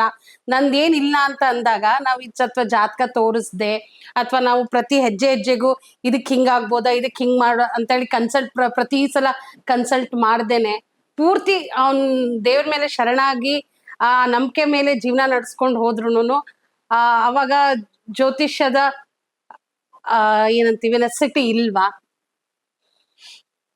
ಈಗ ಹಿಂದೆ ಒಂದು ಉದಾಹರಣೆ ಹೇಳಿದೆ ನಿಮ್ಗೆ, ಜ್ಯೋತಿಷ್ಯದ ಪ್ರಯೋಜನವನ್ನು ನಾವು ಹೇಗ್ ಪಡಿಬೇಕು ಅಂತ. ಒಂದು ವೆದರ್ ರಿಪೋರ್ಟ್ ಇದ್ದಾಗ ಅದನ್ನ ನೋಡಿ ಇವತ್ತಿನ ದಿನ ನಾವು ಒಂದು ಲೈಟರ್ ಹೆವಿ ಗಾರ್ಮೆಂಟ್ಸ್, ತುಂಬಾ ಬಿಸಿಲಿದೆ ಅಂತಂದ್ರೆ ನಾವೇನ್ ಮಾಡ್ತೀವಿ ಅಂತಂದ್ರೆ ಸ್ವಲ್ಪ ಲೈಟ್ ಆಗಿರುವಂತಹ ಕಾಟನ್ ಹಾಕೊಂಡು ಹೋಗ್ತೀವಿ. ಚಳಿ ಜಾಸ್ತಿ ಇದೆ ಅಂತಂದ್ರೆ ನಾವು ಬೇರೆ ರೀತಿ ಹೊದ್ಗೆ ಹೊತ್ಕೊಂಡು ಹೋಗ್ತೀವಿ. ಅಥವಾ ನಮಗೆ ಮಳೆ ಬರುತ್ತೆ ಅಂದ್ರೆ ರೈನ್ ಕೋಟ್ ಗಳು ಹಾಕೊಂಡು ಹೋಗ್ತೀವಿ. ಸೊ ಜ್ಯೋತಿಷ್ಯ ಅನ್ನೋದು ನಮಗೆ ಸ್ವಲ್ಪ ಮುಂದಕ್ಕೆ ಆಗುವಂತಹ ಅನುಭವಗಳ ಬಗ್ಗೆ ಪೂರ್ವ ಸಿದ್ಧತೆಗೆ ಉಪಯೋಗ ಬರುತ್ತೆ. ಈಗ ನಿಮಗೆ ಬೆಸ್ಟ್ ಪಾಸಿಬಲ್ ಪ್ರೊಟೆಕ್ಷನ್, ಅದಕ್ಕೆ ನೀವು ಪ್ರಯತ್ನ ಮಾಡ್ತಿದ್ದೀರಿ ಅಂತ ಇಟ್ಕೊಳ್ಳಿ. ಉದಾಹರಣೆ ವಾಟ್ ಕ್ಯಾನ್ ಹ್ಯಾಪನ್? ಈ ಉದಾಹರಣೆಗೆ weather it rains or shines or snows, ನೀವು ಹೋಗ್ತಿರುವಂತಹ ಒಂದು state of art modern car with all the facilities, ಇಷ್ಟು ಸವಲತ್ತುಗಳೇ ಇರುವಂತಹ ಕಾರ್ಗಳನ್ನ ಬಿಸಿಲು ಜಾಸ್ತಿ ಬಂತಂದ್ರೆ ಏನ್ ಮಾಡ್ತೀರಿ? ಟೆಂಪರೇಚರ್ ಕಡಿಮೆ ಮಾಡ್ಕೊಳ್ತೀರಿ. ಚಳಿ ಜಾಸ್ತಿ ಇದ್ರೆ ಜಾಸ್ತಿ ಮಾಡ್ಕೊಳ್ತೀರಿ. ಮಳೆ ಬರ್ತಾ ಇದೆ ಅಂದ್ರೆ ಏನ್ ಮಾಡ್ತೀರಿ, ವೈಪರ್ ಹಾಕ್ತೀರಿ. ಸೊ ಏನೇನು ಸಾಧ್ಯತೆ ಇದೆಯೋ ಅದು ಎಲ್ಲವನ್ನೂ ಕೂಡ ನಿಮಗೆ ಒಂದು ಪಾಸಿಬಲ್ ಎಕ್ವಿಪ್ಮೆಂಟ್ ಜೊತೆ ನೀವು ನಿಮ್ಮ ಪ್ರಯಾಣವನ್ನು ಮಾಡ್ತಾ ಇರಬೇಕಾದ್ರೆ that's the best you can do. What else can you do? Yes yes. Can you prevent something? ನೀವೇನು ಮೋಡವನ್ನು ತೆಗಿಯಕ್ಕಾಗಲ್ಲ, ಮೋಡದಿಂದ ನಾವು ಮಳೆಯನ್ನು ಬರೆಸಕ್ಕಾಗಲ್ಲ, ಮತ್ತು ಸೂರ್ಯನ ತಾಪವನ್ನು ಹಿಡ್ಕೆ ನಾವು ಕೈ ಅಡ್ಡ ಹಿಡಿಯಕ್ಕಾಗಲ್ಲ. ಸೊ ನಮ್ಮ ಪ್ರೊಟೆಕ್ಷನ್ಗೆ ಸವಲತ್ತುಗಳನ್ನು ಮಾಡ್ಕೊಳ್ಳೋಕೆ ಅವಕಾಶ ಇದೆ. ನೀವು ಹಿಂದೆ ಹೇಳಿದ ಹಾಗೆ ನಿರ್ಮಲವಾದ ಚಿತ್ತದಿಂದ, ನಿರ್ಮಲವಾದಂತಹ ಮನಸ್ಸಿನಿಂದ, ಭಕ್ತಿಯಿಂದ, ಸ್ವಾರ್ಥಾಪೇಕ್ಷೆ ಇಲ್ಲದೆ, ಮತ್ತೊಬ್ಬರಿಗೆ ತೊಂದರೆಯನ್ನು ಮಾಡದೆ, ಇನ್ನೊಬ್ಬರಿಗೆ ಹಿಂಸೆಯನ್ನು ಮಾಡದೆ, ಇನ್ನೊಬ್ಬರಿಗೆ ಉಪದ್ರವ ಕೊಡದೆ ನಿಮ್ಮ ಕೆಲಸವನ್ನು ನೀವು ಮಾಡ್ತಿರ್ಬೇಕಾದ್ರೆ ಅಷ್ಟಕ್ಕಿಂತ ನೀವು ಯಾವ ಜ್ಯೋತಿಷ್ಯವಾಗಲಿ ಯಾವ ಪೂಜೆ ಆಗಲಿ ಮಾಡಬೇಕಾದಂತಹ ಅಗತ್ಯ ಇಲ್ಲ. ಹಾಗಾದ್ರೆ ಪೂಜೆ ಮಾಡಬೇಕಾದ ಅಗತ್ಯವೇ ಇಲ್ವಾ? ಒಳ್ಳೆಯ ಮನಸ್ಸಿನಿಂದ ಭಗವಂತನಲ್ಲಿ ಶ್ರದ್ಧೆಯನ್ನಿಟ್ಟು ಇನ್ನೊಬ್ಬರಿಗೆ ತೊಂದರೆ ಕೊಡದೆ ಏನ್ ಮಾಡ್ತೀವೋ ಅಂತಹ ಕೆಲಸದಲ್ಲಿ ನಮಗೆ ತೃಪ್ತಿ ಸಿಗುತ್ತೆ. ನೀವು ಯಾವ ಗ್ರಹ ಶಾಂತಿಯನ್ನು ಮಾಡದೇ ಇದ್ರೂ ಸಹ ಈ ತರದ ಒಂದು ಸದ್ವರ್ತನೆಯನ್ನು ಇಟ್ಕೊಂಡವರಿಗೆ ಮತ್ತು ಜ್ಯೋತಿಷ್ಯದ ವಿಶೇಷವಾದಂತಹ ಪ್ರಯೋಜನವೇನೂ ಆಗೋದಿಲ್ಲ. ಆದರೂ ನಮ್ಮ ಪೂರ್ವ ಪುಣ್ಯದಿಂದ ಅಥವಾ ಪೂರ್ವ ಪಾಪದಿಂದ ಒಂದು ರೀತಿ ಯಾವುದಾದ್ರೂ ಸಣ್ಣ ಪುಟ್ಟ ತೊಂದರೆಗಳಾಗೋದಿದ್ರೆ ಇದನ್ನು ತಿಳಿದಾಗ ಮತ್ತಷ್ಟು ಹುಷಾರಾಗಿದ್ದು ಮತ್ತಷ್ಟು ನಮ್ಮ ಅನುಷ್ಠಾನವನ್ನು ಬೆಳೆಸಲಿಕ್ಕೆ ಸಾಧ್ಯತೆ ಇದೆ. ಅಷ್ಟು ನಮಗೆ ಜ್ಯೋತಿಷ್ಯದಿಂದ ಆಗುವಂತಹ ಪ್ರಯೋಜನ. ಗುರುಜಿ, ಈಗ ಇದ್ರಲ್ಲಿ ಜ್ಯೋತಿಷ್ಯದಲ್ಲೂ ನೋಡಿದಾಗ ಕೆಲವೊಂದು ದೃಢ ಕರ್ಮ ಅಂಡ್ ದೃಢ ಅದೃಢ ಕರ್ಮ ಅಂತ ಇರುತ್ತೆ ಅಂತ, ಅಂದ್ರೆ ಚೇಂಜಬಲ್. ಕೆಲವೊಂದನ್ನ ನಾವು ಹೇಳ್ದಂಗೆ ಆಗುವಂಥದ್ದು ಕೆಲವೊಂದು ಇರುತ್ತೆ, ಅದು ನಾವ್ ಏನೇ ಸೊಲ್ಯೂಷನ್ ಇದ್ರೂ ಆಗೇ ಆಗತ್ತೆ. ಬಟ್ ಕೆಲವೊಂದು ಚೇಂಜ್ ಆಗೋ ಅಂತದ್ದು ಇರುತ್ತೆ ಅನ್ನೋ ಅಂತದ್ ಕೆಲವೊಂದಿದೆ. ಅದ್ರಲ್ಲಿ ಯಾವ್ದ್ಯಾವ್ದು ಆ ತರ? ಕೃಷಿ ಒಂದು ಉದಾಹರಣೆ ತಗೊಳ್ಳಿ, ಅಥವಾ ವ್ಯಾಪಾರವನ್ನು ಕೃಷಿ ಅಂತ ತಗೋಬಹುದು. ಇವತ್ತು ಮಳೆ ಆದ್ರೆ ನಮ್ಮ ಭೂಮಿಯನ್ನು ನಾವು ಚೆನ್ನಾಗಿ ಉತ್ತು ಅದರಲ್ಲಿ ಬಿತ್ತನೆ ಮಾಡ್ಕೊಂಡ್ರೆ ಅದನ್ನ ಸರಿಯಾಗಿ ನಾವು ರಕ್ಷಣೆ ಮಾಡ್ಕೊಂಡ್ರಾಗ ಒಳ್ಳೆ ಬೆಳೆ ಬರೆಯುವಂತ ಸಾಧ್ಯತೆ ಇದೆ. ಬರುವಂತಹ ಮಳೆ ಅಷ್ಟೇ, ನಮಗೆ ಸುರಿಯುವಂತಹ ನೀರು ಅದೇ ಬಿತ್ತನೆಗಳನ್ನ ನೀವು ಎಷ್ಟು ಶ್ರದ್ಧೆಯಿಂದ ನಿಮ್ಮ ಬೆಳೆಯನ್ನು ಮಾಡ್ತೀರಿ ಅಂತ ಅನ್ನೋದು ನಿಮ್ಮ ಮೇಲೆ ಆಧಾರ ಪಟ್ಟಿದೆ. ಅದೇ ರೀತಿಯಲ್ಲಿ ನಮ್ಮ ಕರ್ಮವಾಗಲಿ ನಮ್ಮ ಜೀವನವಾಗಲಿ ಅದೇ ರೀತಿಯಲ್ಲಿ. ಇಷ್ಟೇ ವಿಭೂತಿ, ಇಷ್ಟೇ ಪೌಡರ್, ಇಷ್ಟೇ ಕುಂಕುಮವನ್ನು ನೀವು ಜೋಪಾನವಾಗಿ ಚೆನ್ನಾಗಿ ಅಲಂಕಾರ ಮಾಡಬಹುದು ಅಥವಾ ಮುಖಕ್ಕೆ ಇಷ್ಟು ಬಡಿಯಬಹುದು. ಎರಡೂ ಒಂದೇ ಕೆಲಸ. ಶ್ರದ್ಧೆಯಿಂದ ಮಾಡಿದ್ರೆ ನಮಗೆ ಅದರ ಅಲಂಕಾರ, ಸ್ವಾರಸ್ಯ, ಸೊಬಗು ಜಾಸ್ತಿ ಕಾಣುತ್ತೆ, ಸೌಂದರ್ಯ ಜಾಸ್ತಿ ಕಾಣುತ್ತೆ. ಯಾವ ರೀತಿ ನಮ್ಮ ಜೀವನದಲ್ಲಿ ನಾವು ನಡ್ಕೊಳ್ತೀವೋ ನಮ್ಮ ಪುಣ್ಯ ಜೀವನ ಹಾಗೂ ಅದರಲ್ಲೂ ಕೂಡ ಇದೇ ರೀತಿಯ ಸಿದ್ಧಾಂತ. ನಮ್ಮ ಜೀವನವನ್ನು ಒಳ್ಳೆಯದಾಗಿ ನಾವು ನಡೆಸ್ಕೊಳ್ಳೋದಕ್ಕೆ ಸಾಕಷ್ಟು ಅವಕಾಶಗಳಿವೆ. ಈಗ ಮೊದಲಿಂದು ಪ್ರಶ್ನೆ ಕೇಳಿದ್ರಿ ನೀವು, ನಮ್ಮ ಭವಿಷ್ಯವನ್ನು ನಾವು ಬದಲಾಯಿಸ್ಕೊಳ್ಳಕ್ ಸಾಧ್ಯತೆ ಇದೆಯಾ ಅಂತ. ಇದು ಬಹಳ ಮುಖ್ಯವಾದಂತಹ ವಿಚಾರ. ಇದು ಭವಿಷ್ಯವನ್ನು ಬದಲಿಸಕ್ಕೆ ಸಾಧ್ಯತೆ ಇಲ್ಲದೆ ಇದ್ರೆ ನಿಮಗೆ ಇಡೀ ವೇದವಾಕ್ಯಗಳು, ಇಡೀ ಪುರಾಣ ವಾಂಗ್ಮಯ, ಶಾಸ್ತ್ರವಾಕ್ಯಗಳು ಎಲ್ಲವೂ ಕೂಡ ಪೂರ್ತಿ ವೃಥ. ಅವಕಾಶವಿಲ್ಲದೆ ಇರುವಂತಹ ವಿಚಾರವನ್ನು ಹೇಳಿ ಏನ್ ಪ್ರಯೋಜನ? ಈಗ ನೀವು ಇಲ್ಲಿಂದ ನೀವು ಸೂರ್ಯಮಂಡಲವನ್ನು ಮುಟ್ಲಿಕ್ಕೆ ಸಾಧ್ಯವೇನೇ ಇಲ್ಲ. ನಿಮಗೆ ಶರೀರದಲ್ಲಿ ದಾರ್ಢ್ಯ ಇದ್ದು, ಮನಸ್ಸಿನಲ್ಲಿ ಸಾಕಷ್ಟು ಶಕ್ತಿ ಇದ್ದು, ಕುಟುಂಬದ ಸಹಾಯ ಇದ್ರೆ ನೀವು ಚಂದ್ರಮಂಡಲವನ್ನು ತಲುಪಕ್ಕೆ ಇವತ್ತು ಸಾಧ್ಯತೆ ಇದೆ. ಅವ್ರು ಹೇಳ್ತಾರೆ ನೀವು ಲೂನಾರ್ ಆರ್ಬಿಟ್ಗೆ ಹೋಗಿ you can become an cosmonaut, you can even reach. ಈಗ ಸ್ಪೇಸ್ ಎಕ್ಸ್ ಬರ್ತಾ ಇದೆ, ಅದೇ ರೀತಿ ಇಸ್ರೋದಲ್ಲಿ ಬರ್ತಾ ಇದೆ, ಮತ್ತು ಎಲ್ಲ ದೇಶಗಳಲ್ಲೂ ಕೂಡ ಲೂನಾರ್ ಮಿಷನ್ಸ್ ಅನ್ನು ಶುರು ಮಾಡಿದ್ದಾರೆ. ಮತ್ತು will have a human mission to lunar moon. ಅದರಲ್ಲಿ you can also be part of it, but you can be a part to the solar mission because what is the consequence? ಅಲ್ಲಿ ಹೋಗೋ ಅಷ್ಟೊತ್ತಿಗೆ ನೀವು ಭಸ್ಮ ಆಗ್ಬಿಡ್ತೀರ. So there is no point in discussing something which does never happen. ಅಸಾಧ್ಯವಾಗಿರೋದ್ರ ಬಗ್ಗೆ ಯಾವುದು ಹೇಳೋದಿಲ್ಲ. ನಿಮ್ಮ ಭವಿಷ್ಯವನ್ನು ಬದಲಾಯಿಸಕ್ಕೆ ಸಾಧ್ಯತೆನೇ ಇಲ್ಲದಿದ್ದರೆ ನೀವು ಈ ರೀತಿ ಮಾಡಿ ಅಂತ ವಿಚಾರಣೆ ಹೇಗೆ ಬರುತ್ತೆ? ಇಷ್ಟು ವಿಚಾರಣೆ ಬರ್ತಾ ಇದೆ ಅಂತಂದ್ರೇನೆ ದೇರ್ ಈಸ್ ಪಾಸಿಬಿಲಿಟಿ. ಇದು ಹೇಗೆ ಅಂತಂದ್ರೆ ನಿಮಗೆ ಅರ್ಥ ಆಗೋಂಗ ಒಂದು ವಿಚಾರ ಹೇಳ್ತೀನಿ. ಕಾರಿನ ಉದಾಹರಣೆ ತಗೊಳ್ಳೋಣ. ನಿಮ್ಮ ಹತ್ರ ಮ್ಯಾಪ್ ಇದೆ, ಕಾರ್ನಲ್ಲಿ ಫ್ಯೂಯಲ್ ಇದೆ, ಡ್ರೈವಿಂಗ್ ಮಾಡಲಿಕ್ಕೆ ಬರುತ್ತೆ, ಯಾರೋ ಗಾಡಿಯನ್ನು ಕೊಟ್ಟಿದ್ದಾರೆ, ರಸ್ತೆ ಕ್ಲಿಯರ್ ಆಗಿದೆ, ಟ್ರಾಫಿಕ್ ಚೆನ್ನಾಗಿದೆ, ಯಾವುದೇ ವಿಧವಾದಂತಹ ಗಲಾಟೆಗಳಿಲ್ಲ, ಗಾಡಿ ಕೈಯಲ್ಲಿದೆ, and you know the destination. ಈ ಸಮಯದಲ್ಲಿ ಇದೇ ರೀತಿ ನಮ್ಮ ಜೀವನ ಕೂಡ ಇದೆ. ನಾ ಇಷ್ಟು ಮುಂಚೆ ಹೇಳಿದನಲ್ಲ, ಇಷ್ಟು ರೀತಿ ಇವುಗಳನ್ನೆಲ್ಲ ಕೂಡ ನಿಮಿತ್ತ ಕಾರಣಗಳು ಅಂತ ಕರೀತಾರೆ. ಮನುಷ್ಯಗೆ ಜನ್ಮ ಆಗಿರ್ಬೇಕು, ತಂದೆ ತಾಯಿಯಿಂದರ ಒಂದು ಬೆಂಬಲ ಇರಬೇಕು, ಸ್ವಲ್ಪ ಅದಕ್ಕೆ ಶಿಕ್ಷಣ ಬೇಕು, ಆ ಶಿಕ್ಷಣದ ಜೊತೆಗೆ ಸಹವಾಸ ಚೆನ್ನಾಗಿರ್ಬೇಕು, ಮತ್ತು ನಮಗೆ ಸ್ವಲ್ಪ ಸವಲತ್ತುಗಳು ಬೇಕು. ಇವುಗಳಿಂದ ಎಲ್ಲವನ್ನು ಬಿದ್ದು ಸ್ವಲ್ಪ ನಮಗೆ ಶರೀರದಲ್ಲಿ ನಮ್ಮ ಜೀವನವನ್ನು ಮಾಡುವಂತಹ ಸ್ವಲ್ಪ ವಿಜ್ಞಾನವಿದ್ರೆ ಈ ಸಮಯದಲ್ಲಿ ನಿಮಗೆ ಒಂದು ಸ್ವಾತಂತ್ರ್ಯ ಇದೆ. ಈ ಗಾಡಿ ತಗೊಂಡವನು ಒಂದು ದೇವಸ್ಥಾನಕ್ಕೆ ಹೋಗ್ಬೋದು, ಒಂದು ಬಿಸ್ನೆಸ್ ಸೆಂಟರ್ಗೆ ಹೋಗ್ಬೋದು, ಒಂದು ಬ್ರೋತಲ್ ಹೌಸ್ಗೆ ಹೋಗ್ಬೋದು, ಅಥವಾ ಒಂದು ಬಾರ್ಗೆ ಹೋಗ್ಬೋದು, ಅಥವಾ ಒಂದು ಕ್ರ್ಯಾಶ್ ಮಾಡಬಹುದು, ಅಥವಾ ತಗೊಂಡೋಗಿ ಯಾವ್ದಾರದು ಒಬ್ಬರನ್ನ ಸಾಯಿಸ್ಬಿಡ್ಬಹುದು, ಏನ್ ಬೇಕಾದ್ರೂ ಮಾಡ್ಬೋದು, ಅಥವಾ ನದಿಗೆ ಧುಮುಕ್ಬಿಡ್ಬೋದು, ಅವನೇ ಸತ್ತ ಹೋಗ್ಬಿಡ್ಬೋದು. ಇಷ್ಟು ಮಾಡೋದಕ್ಕೆ ಅವನಿಗೆ ಕೈಯಲ್ಲಿರುವಂತಹ ಸ್ಟೀರಿಂಗ್ ಇದೆಯಲ್ಲ ಅವನ ಕೈಯಲ್ಲೇ ಇದೆ. ಸೊ ಮೊದಲು ಹೇಳಿರುವಂತಹ 75% ಇದೆಯಲ್ಲ, 3/4 ಅವು ಎಲ್ಲವನ್ನೂ ಕೂಡ ನಾವು ಪೂರ್ವ ಜನ್ಮದಿಂದ ಈ ಜನ್ಮದಲ್ಲಿ ನಾವು ಗಳಿಸಿರುವಂತಹ ಎಲ್ಲಾ ಸಂಸ್ಕಾರಗಳು, ಸವಲತ್ತುಗಳು, ಕೊನೆಯದಲ್ಲಿರುವಂತಹ 25 ಸ್ಟೀರಿಂಗ್ ನಿಮ್ಮ ಕೈಯಲ್ಲಿ ಇದೆಯಾ ನೋಡಿ, ಅದು ನಿಮ್ಮ ಸ್ವೇಚ್ಛೆ. That is the factor of free will which will ultimately determine your life. ನಿಮ್ಮ ಜೀವನದ ಸಾಫಲ್ಯವನ್ನು ಅಥವಾ ವೈಫಲ್ಯವನ್ನು ನಿಮಗೆ ಕೊಡುವಂತಹದ್ದು ಫ್ರೀ ವಿಲ್. ಕೆಲವು ಸತಿ ಪ್ರಯತ್ನ ಮಾಡಿದಾಗ ಅದರಲ್ಲಿ ಕೆಲವೊಂದು ವೈಫಲ್ಯ ಆಗಬಹುದು, ಆದರೆ ಮತ್ತೆ ಎದ್ದು ನಿಮ್ಮ ಕೆಲಸವನ್ನ ಲಕ್ಷ್ಯದೆಡೆಗೆ ನಿಮ್ಮನ್ನ ಕರ್ಕೊಂಡು ಹೋಗುವಂತಹ ಸಾಧ್ಯತೆ ನಿಮ್ಮ ಫ್ರೀ ವಿಲ್ಗಿದೆ. ಅದೇ ಇಲ್ಲದೆ ಇದ್ದರೆ ಪರಶತಂ ಪರಶತಂ ಪರಸಹಸ್ರಂ, ಸಾವಿರಾರು ವೇದಾಂತ ವಾಕ್ಯಗಳಿಗೆ, ಗುರು ಹಿರಿಯ ವಚನಗಳಿಗೆ ಯಾವ ಅರ್ಥವೂ ಇಲ್ಲ. ಪುಣ್ಯಾತ್ಮನಾದವನ್ನು ಮತ್ತಷ್ಟು ಪುಣ್ಯವನ್ನು ಮಾಡಿ ಮುಂದಿನ ಲೋಕಗಳಿಗೆ, ಮೇಲಿನ ಲೋಕಕ್ಕೆ, ಮೇಲಿನ ಪದರಕ್ಕೆ ಹೋಗ್ತಿರ್ತಾನೆ. ಪಾಪಾತ್ಮನಾದವನು ಮತ್ತಷ್ಟು ಪಾಪಗಳನ್ನು ಮಾಡಿ ಮಾಡಿ ಅಧೋಗತಿಗೆ ಹೋಗಿ ಇಳಿದು ಕುಸಿದು ಮತ್ತಷ್ಟು ಜನಕ್ಕೆ ತೊಂದರೆ ಕೊಡ್ತಾನೆ. ಹಾಗಾದ್ರೆ ಈ ಎರಡಕ್ಕೂ ಮಧ್ಯೆ ಇಂಟರ್ಸೆಕ್ಷನ್ ಇಲ್ವಾ? ಅವ್ರ ಮೇಲಕ್ಕೆ ಕೆಳಗಿನವ್ರ ಕೆಳಗೆ ಹೋದ್ರೆ ಹೇಗಾಗತ್ತೆ? So this is not logical. What is logical ಅಂತಂದ್ರೆ, there is a component of free will which is the final determiner of the life. ಅದರ ಬಗ್ಗೆ ಯಾವ ಸಂಶಯವೂ ಇಲ್ಲ. ಸೊ ಈಗ ನೀವು ಹೇಳ್ದಾಗೆ ಈಗ 75% ನಮ್ದು ಪ್ರಾರಬ್ಧ, ನಾವೇನ್ ಕರ್ಮ ಇರುತ್ತೆ ಈ ಜನ್ಮದಲ್ಲೂ ಹಿಂದಿನ ಜನ್ಮದಲ್ಲೂ ಎಲ್ಲ ಸೇರಿ ಇರುತ್ತೆ. ಈಗ 25% ಫಾರ್ ಎಕ್ಸಾಂಪಲ್ 75% ಡಿಟರ್ಮಿನಿಸಮ್ ಅಂತ ಅನ್ಕೊಂಡ್ರೆ, ಈ 25% is the determiner. Okay okay, that is the ಅದು ಪ್ರಿಪೇರ್ಡ್ನೆಸ್. ಅದು ಓಕೆ, ಪ್ರಿಪೇರ್ಡ್ನೆಸ್.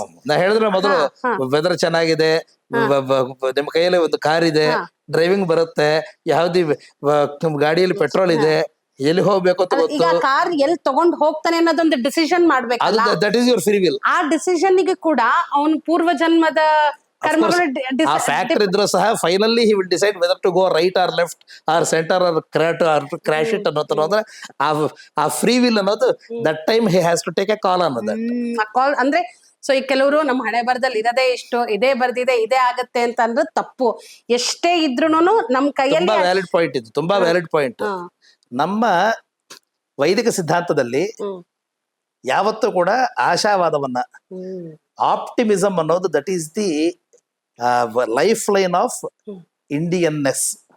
ಭಾರತೀಯತೆಗೆ ಒಂದು ಬೆನ್ನೆಲುಬು ಅಂತಂದ್ರೆ ಒಂದು ಆಶಾವಾದ.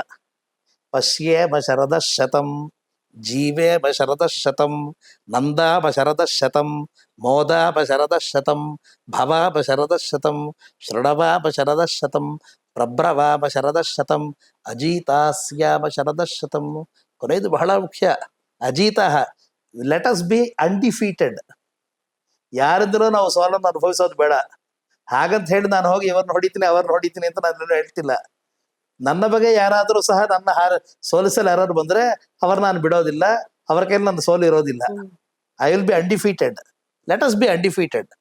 Let us not destroy some one.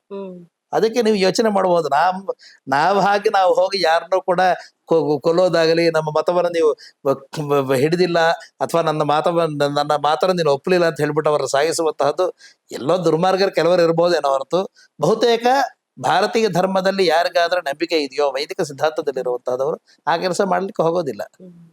ನಮ್ಮ ರಕ್ಷಣೆ ನಾವು ಮಾಡ್ಕೊಳ್ತೀವಿ, ಅದು ವಿಚಾರ. ಹಾಗಾಗಿ ಆಪ್ಟಿಮಿಸಮ್ ಅನ್ನೋದು ನಮ್ಮ ಜೀವನ ಸಿದ್ಧಾಂತದಲ್ಲಿ ಬಹಳಷ್ಟು ಪ್ರಧಾನವಾದಂತಹ ಒಂದು ವಿಚಾರ. ಯಾವುದೇ ಕಾರಣಕ್ಕೂ ಸಹ ಡೋಂಟ್ ಬಿ ಕ್ರೆಸ್ಟ್ ಫಾರೆನ್, ನೈರಾಶ್ಯ, ನಿಸ್ಪೃಹತೆ ಅಥವಾ ಈ ಆತ್ಮಹತ್ಯೆ ಮಾಡ್ಕೊಳ್ಳೋದು ಅಥವಾ ತೇಜೋವಧೆ ಮಾಡ್ಕೊಳ್ಳೋದು, ನಿನ್ನ ಬಗ್ಗೆ ನೀನು ಯಾವುದೇ ಕಾರಣಕ್ಕೂ ಸಹ ನಾನು ಕಡಿಮೆ ಅಂತ ಅನ್ಕೊಳ್ಳೇ ಬೇಡ. Who are you, who are you? ಅಹಂ ಬ್ರಹ್ಮಾಸ್ಮಿ. ನಮ್ಮ ಭಾರತದಲ್ಲಿ ಪ್ರತಿಯೊಬ್ಬರಿಗೂ ಹೇಳ್ತಾರೆ, ಒಂದು ಅಕ್ಷರ ಬರದೇ ಇರುವಂತಹ ಕುಡಿದು ಬಾರ ಕೆಳಗೆ ಬಿದ್ದೋದ್ರು ನಾನೇ ಕಣಯ್ಯ ಸರ್ವ ಅಂತ ಹೇಳ್ತಾನೆ. ಅದರಲ್ಲೂ ಕೂಡ ನಮ್ಮ ವಿಜ್ಞಾನ ಇದೆ, ಅದೇ ನಮ್ಮ ವೇದ ಸಿದ್ಧಾಂತ. ಅಹಂ ಬ್ರಹ್ಮಾಸ್ಮಿ. ಆದಿಶಂಕರಾಚಾರ್ಯರು ಹೇಳಿದ್ದು ಅಷ್ಟೇ, ಬ್ರಹ್ಮಾಸ್ಮೀತಿ ವಿಭಾವ್ಯತ, ಸದಾಕಾಲ ನಾನು ಬ್ರಹ್ಮಸ್ವರೂಪನಾಗಿದ್ದೀನಿ ಅಂತ ನೀನು ಭಾವನೆ ಮಾಡು ಅಂತ. ಒಂದು ರೀತಿಯಲ್ಲಿ ಹೇಳಬೇಕು ಅಂದ್ರೆ ಪ್ರಜ್ಞೆ ಇಲ್ಲದೆ ಅವನೋದೇ ಮಾತು ಮಾತಾಡ್ತಾ ಇದ್ದಾನೆ. ಇಲ್ಲಿ ಹೇಳ್ತಿರೋದು ಏನಂತಂದ್ರೆ, ಇವರು ಹೇಳ್ತಿರೋದು ವಾಕ್ಯ ಒಂದೇ, ಅವರು ಹೇಳ್ತಿರೋ ಒಂದು ವಾಕ್ಯ ಒಂದೇ. ಇವರು ಪ್ರಜ್ಞೆಯಿಂದ ಹೇಳ್ತಿದ್ದಾರೆ ಇದೇ ವಾಕ್ಯವನ್ನ, ಅವರು ಪ್ರಜ್ಞೆ ಇಲ್ಲದೆ ಹೇಳ್ತಾ ಇದ್ದಾನೆ.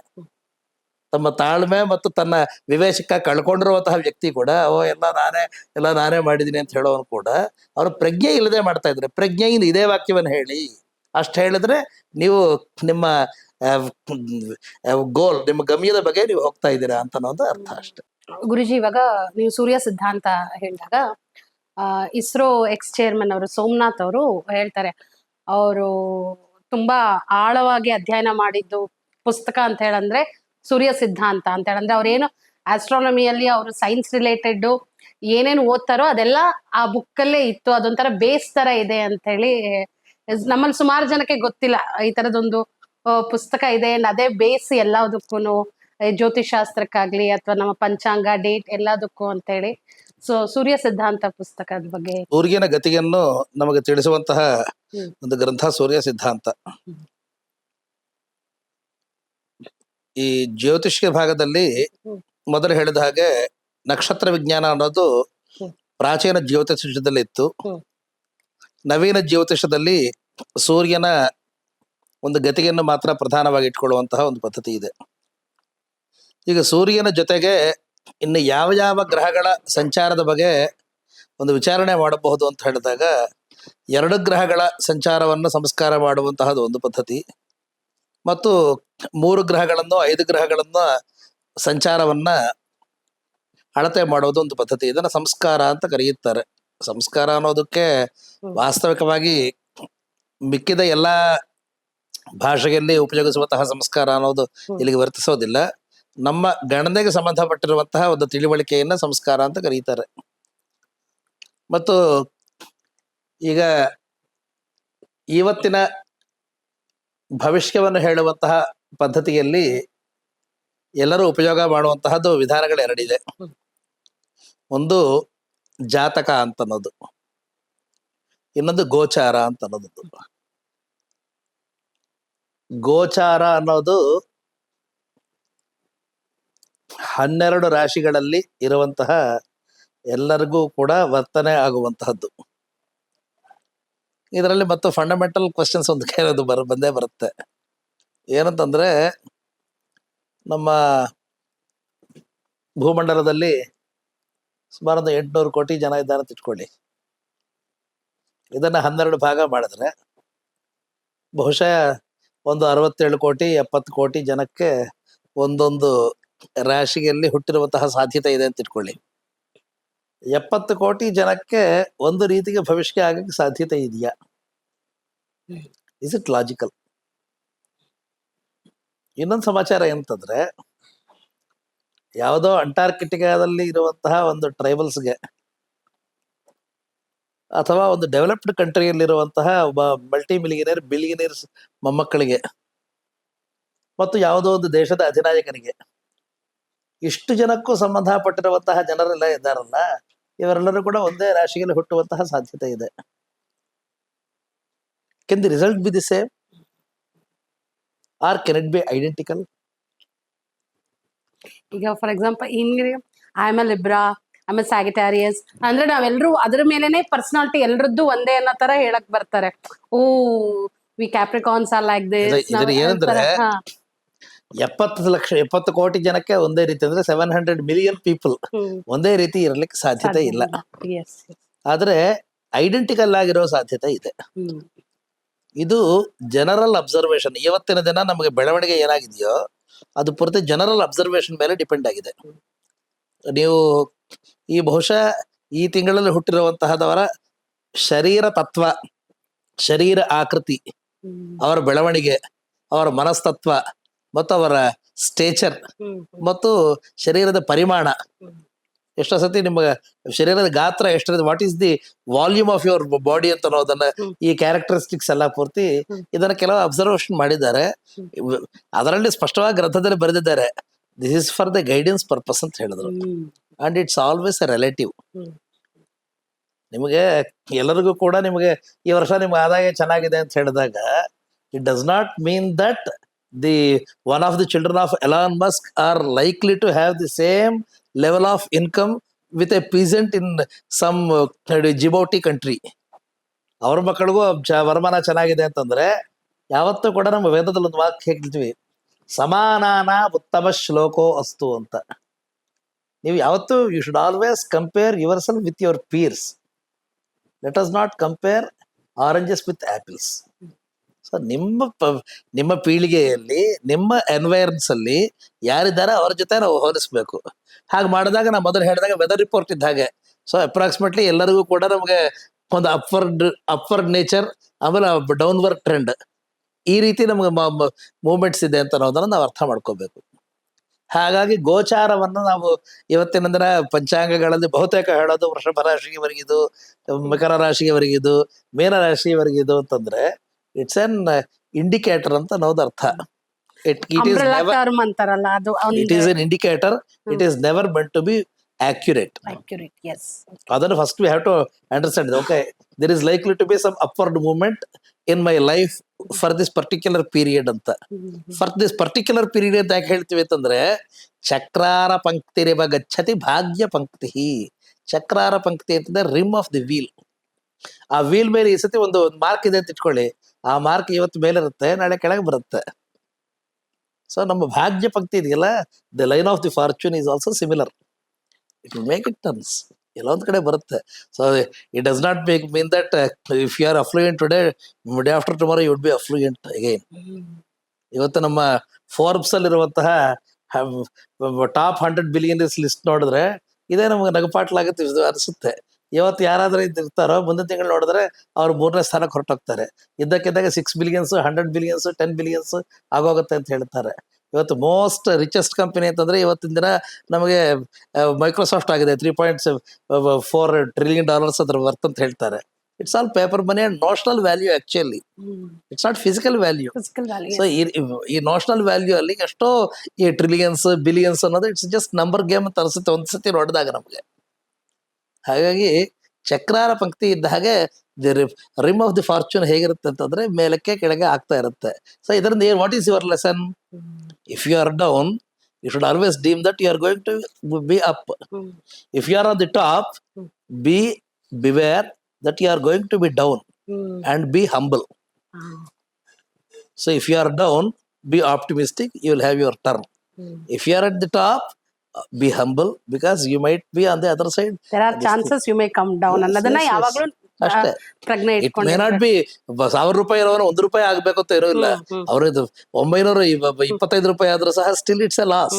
ಸೊ ಅದಕ್ಕೋಸ್ಕರ you have to be, because ಏನಂದ್ರೆ ₹1,000 ದುಡಿಯೋನಿಗೆ ₹1,000 ಖರ್ಚಿರುತ್ತೆ, ₹100 ದುಡಿಯೋನು ₹100 ಖರ್ಚಿರುತ್ತೆ. So the income levels and expenditure levels are not same for everyone, but the proportionate and ratios are always identical, right? So ನಿಮ್ಗೆ ₹925 ನೀವು ದುಡಿದಾಗ ₹75 loss is significant for you because it will be hard for you to make your ends meet. ಎಷ್ಟು ಮಾಡಿದಾಗಲೂ ನಿಮಗೆ ವರಮಾನ ಸಾಲದೇ ಇರ್ಬೋದು. ಹಾಗಾಗ everyone will have a tough day. ಅದಕ್ಕೋಸ್ಕರ ಬಿ ಹಂಬಲ್ ಅನ್ನೋದು ಇದೇ ನಮಗೆ ಗೊತ್ತಾಗುತ್ತೆ. ಸೊ ಮೊದಲ ಆಪ್ಟಿಮಿಸಮ್ ಬಗ್ಗೆ ಹೇಳಿದ್ವಲ್ಲ, whenever you are down, please ಚಕ್ರಾರ ಪಂಕ್ತಿ ಜ್ಞಾಪಕ ಇಟ್ಕೊಳ್ಳಿ, rim of the fortune, you will go up.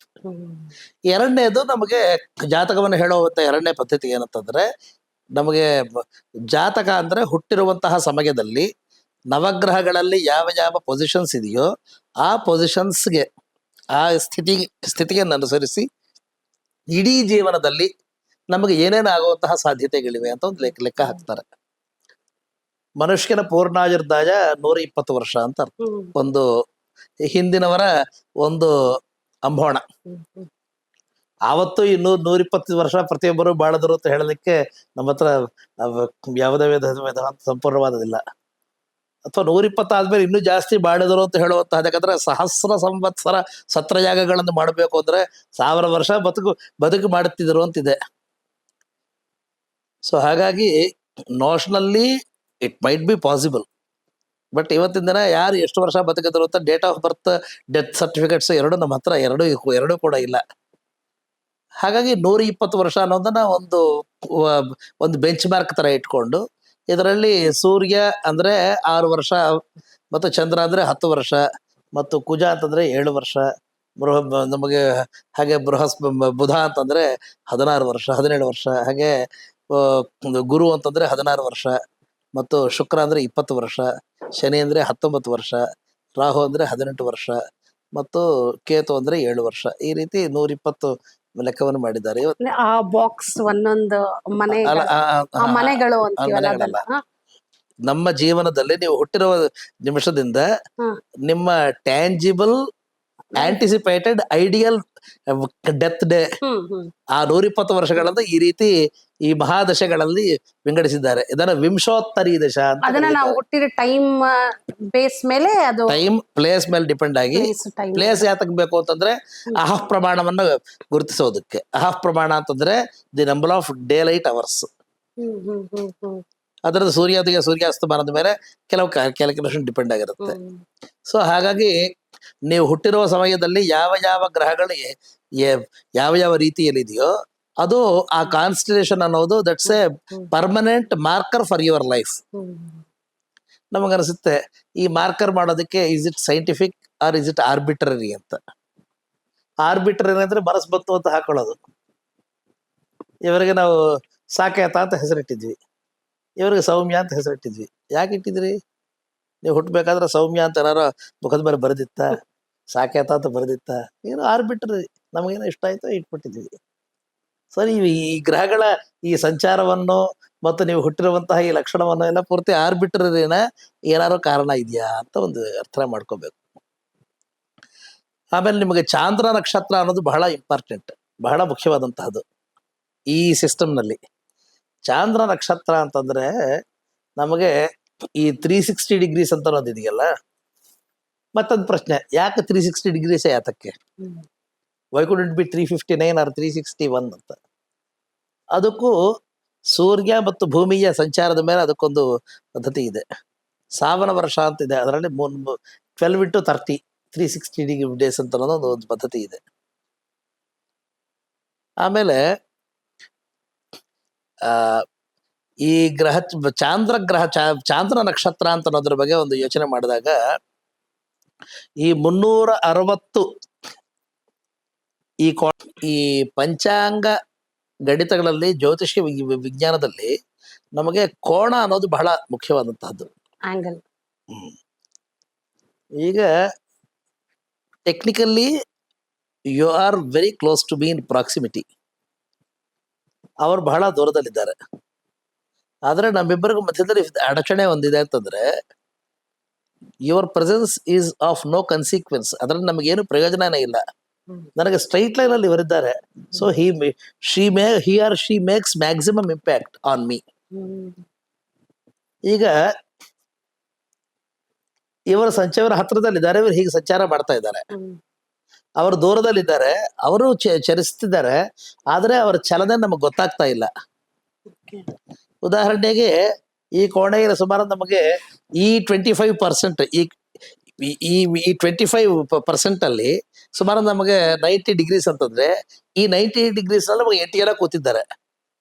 ಇವರು ಇವತ್ತು ಇಲ್ಲಿ ಕೂತಿರ್ತಾರೆ, ಆ ಕಡೆ ಹೋಗ್ತಿರ್ತಾರೆ, ಈ ಕಡೆ ಹೋಗ್ತಿರ್ತಾರೆ. ಸೊ ಇಲ್ಲಿಂದ ಇವರು ಬರೋಷ್ಟೊತ್ತಿಗೆ ಇವರು ನಮಗೆ ಯಾರ ಕೋಣದಲ್ಲಿದ್ದಾರೋ ಅದು ನನ್ನ ನಕ್ಷತ್ರವಾಗತ್ತೆ. ಸೊ ನಮ್ಮ 28 ನಕ್ಷತ್ರಗಳು, 27 ನಕ್ಷತ್ರಗಳಂದ್ರೆ ನಮ್ಮ ಸುತ್ತಲೂ ಇರುವಂತಹ ನಕ್ಷತ್ರಗಳೆಲ್ಲ ಪೂರ್ತಿ ಹೀಗೆ ಈ 360 ಡಿಗ್ರೀಸ್ ಮೇಕಪ್ ಮಾಡ್ತಾ ಇವೆ. ಸೊ ಇವರು ಚಂದ್ರ, ಇವರು ಯಾವ ನಕ್ಷತ್ರದ ಕೋಣದಲ್ಲಿದ್ದಾರೋ ಅದು ನನ್ನ ನಕ್ಷತ್ರ ಆಗತ್ತೆ. ಅರ್ಥ ಆಯ್ತಾ? ಚಂದ್ರ ಈ ನಕ್ಷತ್ರಗಳಲ್ಲಿ ಯಾವ ಯಾವ ಈ ಕೋಣದಲ್ಲಿ ಕಾಣಿಸ್ತಾನೋ ಅದನ್ನ ನಾನು ನಕ್ಷತ್ರ ಅಂತ ಹೇಳಿದ್ರು. ಈಗ ಹಿಂದಿನವರ ಅಬ್ಸರ್ವೇಷನ್ಗೆ ಏನು ವಾಟ್ ವಾಸ್ ದ ರೇಷನಲ್, ಅದಕ್ಕೆ ಏನು ಕಾರಣ ಆಗಿತ್ತು ಅಂತಂದ್ರೆ, ಇವತ್ತಿನ ದಿನ ನಮ್ಮ ನಾವು ಬಾಳೋದು ಬಹುಶಃ ಅಂದ್ರೆ ಒಂದು 50-60 ವರ್ಷ 100 ವರ್ಷ ಇರುತ್ತೆ. ಹಿಂದಿನವರು ದೀರ್ಘಜೀವಿಗಳಾಗಿದ್ದರು ಅಂತ ಹೇಳೋದಕ್ಕೆ ನಮ್ಗೆ ಸಾಧ್ಯತೆ. ಯಾಕಂದ್ರೆ ಒಬ್ಬರ ಒಂದು ಗ್ರಂಥವನ್ನ ಹೇಳಿದಾಗ ಅವ್ರು ಬಹುಶಃ ಒಂದು 100 ವರ್ಷದ 200 ವರ್ಷದ ಏನೇನಾಗಿದೆ ಅಂತ ಒಬ್ಬರ ಉಲ್ಲೇಖ ಇದೆ ಅಂತಂದ್ರೆ ಬಹುಶಃ ದೀರ್ಘಜೀವಿಗಳಾಗಿರಬಹುದು ಅಂತ ನಾವು ಹೇಳ್ಬೇಕಾಗತ್ತೆ. ಉದಾಹರಣೆಗೆ ನಮ್ಮ ಪುರಾಣಗಳಲ್ಲಿ ದೀರ್ಘಜೀವಿ ಅಂತ ಭರದ್ವಾಜರಿಗೆ ಒಂದು ಹೆಸರಿತ್ತು. ಅವ್ರು ಒಬ್ಬ ಮನುಷ್ಯ ಮೂರು ಜೀವನಗಳಲ್ಲಿ ಎಷ್ಟು ವರ್ಷ ಬಾಳ್ತಿದ್ರು ಅಷ್ಟು ವರ್ಷ ಅವರೇ ಬಾಳ್ತಿದ್ರು ಅಂತ ಅದರ ಅಷ್ಟು ಜೀವನ ಅವ್ರಿಗಿತ್ತು ಅಂತ, ಜೀವನ ಆಗಿರ್ತ ಪ್ರಮಾಣ. ಅದನ್ನಷ್ಟನ್ನು ಏನಕ್ಕೆ ಮಾಡ್ತಿದ್ರು ಅಂತಂದ್ರೆ ಹರಟೆ ಹೊಡೆಯಕ್ಕೋ ಅಥವಾ ಯಾವುದೋ ಐಷಾರಾಮಿ ಜೀವನಕ್ಕಲ್ಲ ಅವ್ರು ಮಾಡ್ತಿದ್ದದ್ದು. ಅವರು ಈ ರೀತಿಯ ಒಂದು ಸಂಶೋಧನೆ ಮಾಡಕ್ಕೆ ತಮ್ಮ ಅನುಭವಗಳನ್ನು ಪೂರ್ತಿ ಒಂದು ಕ್ರಾನಿಕಲ್, ಒಂದು ಉಲ್ಲೇಖವನ್ನು ಮಾಡೋದಕ್ಕೆ ಮಾಡಿದರು. ಈ ಶಾಸ್ತ್ರ ಗ್ರಂಥಗಳೆಲ್ಲ ಕೂಡ ಅವರ ಜೀವನದಲ್ಲಿ ಅವರ ಅನುಭವಗಳ ಒಂದು ಉಲ್ಲೇಖ. ಈಗ ಹಾಗಾದ್ರೆ ಇದು ನಕ್ಷತ್ರ ಅಂದ್ರೆ ಗ್ರೂಪ್ ಆಫ್ ಸ್ಟಾರ್ಸ್, ಇದನ್ನು ರಾಶಿಗಳು 27 ಈ 27 ನಕ್ಷತ್ರಗಳನ್ನ ಏನ್ ಮಾಡಿದ್ವಿ ಅಂತಂದ್ರೆ ಎಗೇನ್ ನಮಗೆ 360 ಡಿಗ್ರೀಸ್ ಅಲ್ಲಿ ಮಾಡಿದಾಗ 90 ಡಿಗ್ರೀಸ್ ಅಲ್ಲಿ ಒಂದು 7 ನಕ್ಷತ್ರಗಳು 7 ನಕ್ಷತ್ರಗಳನ್ನ ಹಾಕೊಂಡ್ರೆ 4 into 7 is 28. ಓಕೆ. ಅಂಡ್ ಒಂದ್ ನಕ್ಷತ್ರ 30 ಡಿಗ್ರಿ ಆಂಗಲ್ 30 ಡಿಗ್ರೀಸ್ ಅಲ್ಲಿ ಅಲ್ಲ 30 ಡಿಗ್ರೀಸ್ ಅಲ್ಲಿ ಸುಮಾರು ಒಂದು 7 ನಕ್ಷತ್ರ ಬರುತ್ತೆ. ಅದನ್ನ ಏನ್ ಮಾಡಿದ್ರು ಅಂತಂದ್ರೆ 7 into ಒಂದೊಂದು ನಕ್ಷತ್ರದಲ್ಲಿ ಅದನ್ನ ಫರ್ದರ್ ವಿಭಾಗ ಮಾಡಿ 4 ಪಾದಗಳನ್ನು ಅಂತ ಹೇಳಿದ್ರು. ಪಾದ ಅಂತಂದ್ರೆ ಇಟ್ಸ್ ನಾಟ್ ಲೈಕ್ ಹಸುವಿಗೆ ಇರುವಂತಹ 4 ಕಾಲುಗಳಿದ್ದಂಗೆ ಲೆಕ್ಕ ಅಲ್ಲ, ನಿಮಗಿರುವಂತಹ ಒಂದು ಡಿಗ್ರಿ ಇದೆಯಲ್ಲ ಅದನ್ನ. ಬಿಕಾಸ್ ಈಗ ಹೇಳ್ತೀವಿ ಈ ನಕ್ಷತ್ರ 2ನೇ ಪಾದ, ಅದನ್ನ ನಿಮ್ಗೆ ಇನ್ನೂ ಅರ್ಥ ಆಗ್ಬೇಕು ಅಂದ್ರೆ ಎಫೆಮರೀಸ್ ಅಂತ ನಾವು ಪದ ಅಂತ ನಾವು ಉಪಯೋಗಿಸ್ತಾರೆ. ಈಗ ನಿಮಗೆ ಎಫೆಮರೀಸ್ EPHEMERIS ಈ ಎಫೆಮರೀಸ್ ಅಂತ ನಾವು ಪದವನ್ನು ಉಪಯೋಗಿಸ್ತಾರೆ. ಈಗ ನಾನು ಜ್ಯೋತಿಷ್ಯದಲ್ಲಿರುವಂತಹ ಬೇಸಿಕ್ಸ್ ಮಾತ್ರ ನಾನು ಹೇಳ್ತಾ ಇದ್ದೀನಿ. ಇಷ್ಟಕ್ಕಿಂತ ಮಾಡಕ್ಕೆ ತಜ್ಞರ ಹತ್ರ ಹೋಗೋಣ. ಮತ್ತೆ ಇದೆಲ್ಲ ಸಾಕಷ್ಟು ನಾವು ಇದನ್ನ ಹೇಗೆ ಅರಿತುಕೋಬೇಕು ಅಂತ ಹೇಳೋದಕ್ಕೆ ಹೇಳ್ತಾ ಇದ್ದೀನಿ. ಅಪ್ರಾಕ್ಸಿಮೇಟ್ಲಿ ಒಂದು ಡಿಗ್ರಿ ಅಂತ ನಾವು ಲ್ಯಾಟಿಟ್ಯೂಡ್ ನಾವು ಲಾಂಗಿಟ್ಯೂಡ್ ಅಲ್ಲಿ ಹೇಳಿದಾಗ each degree is of 4 minutes. ಅದೊಂದು ಪಾದ ಅಂತ ಲೆಕ್ಕ ಹಾಕೋಬಹುದು ನೀವು. ಅದನ್ನ 4 into 27 ಅಂದ್ರೆ 108 ಪಾದಗಳಾಗತ್ತೆ ಒಟ್ಟು, ಅಷ್ಟು ಸೇರಿಸಿ. ಸೊ ಈಗ ಒಂದ್ ಮಗು ಹುಟ್ಟಿದೆ ಅಂದ್ರೆ ಅದೇ ಟೈಮ್ ಅಲ್ಲಿ ಅದೇ ನಕ್ಷತ್ರ ಇರುತ್ತೆ, ಆ ನಕ್ಷತ್ರದಲ್ಲಿ ಚಂದ್ರ.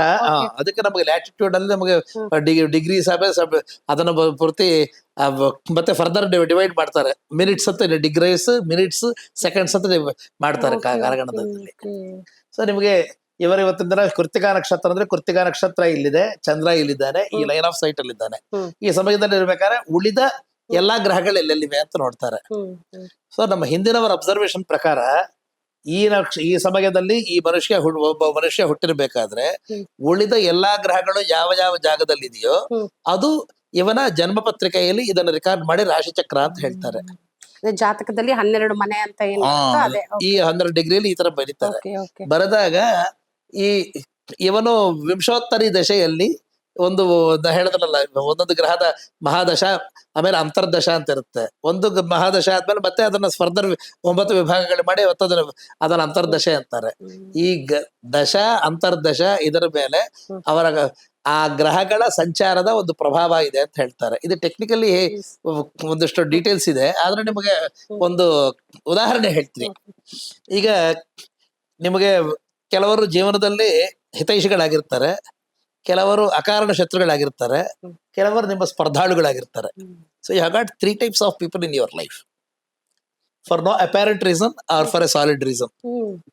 ಕೆಲವರಿಗೆ ನಿಮ್ಮ ಭಾಷೆ ಇಷ್ಟ ಆಗೋದಿಲ್ಲ, ಕೆಲವರಿಗೆ ನಿಮ್ಮ ಆಕಾರ ಇಷ್ಟ ಆಗೋದಿಲ್ಲ, ಇನ್ನು ಕೆಲವರಿಗೆ ನಿಮ್ಮ ಕುಟುಂಬ ಇಷ್ಟ ಆಗೋದಿಲ್ಲ, ಕೆಲವರಿಗೆ ನಿಮ್ಮ ರಾಜ್ಯನ ಇಷ್ಟ ಆಗೋದಿಲ್ಲ. ಕಾರಣ ಏನಾರಲ್ಲಿ, ಕೆಲವರಿಗೆ ಅಕಾರಣ ಶತ್ರುತ್ವ ಕೆಲವರು ಬರುತ್ತೆ, ಇನ್ನು ಕೆಲವರಿಗೆ ಅಕಾರಣ ಮೈತ್ರಿನೂ ಬರುತ್ತೆ. ನಿನ್ನೆವರೆಗೆ ನೀವ್ಯಾರು ನಂಗೆ ಗೊತ್ತಿಲ್ಲ, ಜೀವನದಲ್ಲಿ ಮೊದಲ ಸತಿ ನೋಡ್ತಾ ಇದ್ವಿ. We might be the best buddies in future and we might be rivals. We don't know. ಉದಾಹರಣೆಗೆ ಇನ್ನೊಂದು ಹೇಳ್ತೀನಿ. ಯಾವುದೇ ಕಾರಣ ಇಲ್ಲದೆ ಯಾವುದೋ ಫುಟ್ಬಾಲ್ ಟೀಮ್ನ, ಯಾವುದೋ ಟೆನ್ನಿಸ್ ಸ್ಟಾರ್ನ, ಯಾವುದೋ ಸ್ಪೋರ್ಟ್ಸ್ ನೋಡಿ ನಿಮ್ಗೆ ಅಭಿಮಾನ ಯಾಕೆ ಬರುತ್ತೆ? ಅವ್ರೇನು ದುಡ್ಡು ಕೊಟ್ಟಿದ್ದಾರೆ ನಿಮ್ಗೆ? ಅಕಾರಣ ಮೈತ್ರಿ, ಆಮೇಲೆ ಅಕಾರಣವಾದಂತಹ ಇವುಗಳೆಲ್ಲ ಪೂರ್ತಿ what is impacting and factoring your trends. ಇದನ್ನು ಹೇಳಕ್ಕೆ ನಮಗೆ ಯಾರಿಗೂ ಕೂಡ ಒಂದು ಪ್ರಭುತ್ವ, we don't have the authority to determine. ಆದರೆ ಇವರ ಅಬ್ಸರ್ವೇಷನ್ ಕೂಡ actually give you one impetus. ನಿಮ್ಮನ್ನು ದೀರ್ಘಕಾಲ ಮಾಡಿ ಬಹುಶಃ ಈ ಸಮಯದಲ್ಲಿ ಇಲ್ಲಿ ಹುಟ್ಟಿರೋರು, ಇಲ್ಲಿ ಸಂಚಾರ ಮಾಡ್ತಿರೋರು ಇದನ್ನು ಇಷ್ಟಪಡಲಿಕ್ಕೆ ಒಂದು ಸಾಧ್ಯತೆ ಇದೆ ಅಂತ. ಇದನ್ನು ನಾವು ಈ ಸೆಫಾಲಜಿಸ್ಟ್, ಹೇಗೆ ಸೆಫಾಲಜಿಸ್ಟ್ ಅಂದ್ರೆ ನಮಗೆ ಎಲೆಕ್ಷನ್ಸ್ ಪ್ರಿಡಿಕ್ಷನ್ ಮಾಡೋದು ಸೆಫಾಲಜಿಸ್ಟ್ ಅಂತಾರೆ. ಇವರು ಹೇಗೆ ನಮಗೆ ಡೆಮೋಗ್ರಫಿಕ್ಸ್ ಅನ್ನ ಸ್ಟಡಿ ಮಾಡಿ ಇಂತಹದವರು ಇಂತಹ ಕುಲದಲ್ಲಿ, ಇಂತಹ ಮತದಲ್ಲಿ ಅಥವಾ ಇಂತಹ ಭಾಷೆಯಲ್ಲಿ ಹುಟ್ಟಿರುವಂತಹದವ್ರನ್ನ ಇವರು ಆಯ್ಕೆ ಮಾಡೋಕೆ ಸಾಧ್ಯತೆ ಇದೆ ಅಂತ ಹೇಗೆ ನಾವು ಒಂದು ಪ್ರಿಡಿಕ್ಷನ್ ಮಾಡಿ ಸ್ಟ್ಯಾಟಿಸ್ಟಿಕ್ಸ್ ಅಲ್ಲಿ ಮಾಡ್ತಾರೋ, ನ್ಯೂಸ್ ಚಾನೆಲ್ಸ್ ಎಲ್ಲ ಮಾಡ್ತಾರಲ್ಲ, ಅದೇ ತರ ಸ್ಟ್ಯಾಟಿಸ್ಟಿಕ್ಸ್ ಅಲ್ಲಿ ಈ ಮನುಷ್ಯ ಈ ಸಮಯದಲ್ಲಿ ಇಂತಹದವರನ್ನು ಪ್ರೀತಿಸುವಂತಹ ಸಾಧ್ಯತೆ ಇದೆ ಅಥವಾ ದ್ವೇಷಿಸುವಂತಹ ಸಾಧ್ಯತೆ ಇದೆ. ಇವರ ರಾಗದ್ವೇಷಗಳಿಗೆ ಇವರ ಜನ್ಮ ಕೂಡ ಒಂದು ಕಾರಣ ಅಂತ ಅನ್ನೋದನ್ನ ಒಂದು ಪ್ರಿಡಿಕ್ಷನ್ ಮಾಡಕ್ಕೆ they have taken enormous efforts to give a prediction, analytical prediction. ಅದು ಹೇಳಿರೋದು ಅವ್ರು ಹೇಳಿದ್ದಾರೆ ಕ್ಲಿಯರ್ ಆಗಿ, this is indicators, that's it. It can't be absolute truth, but these are the findings from our long term observations, generations wise observations.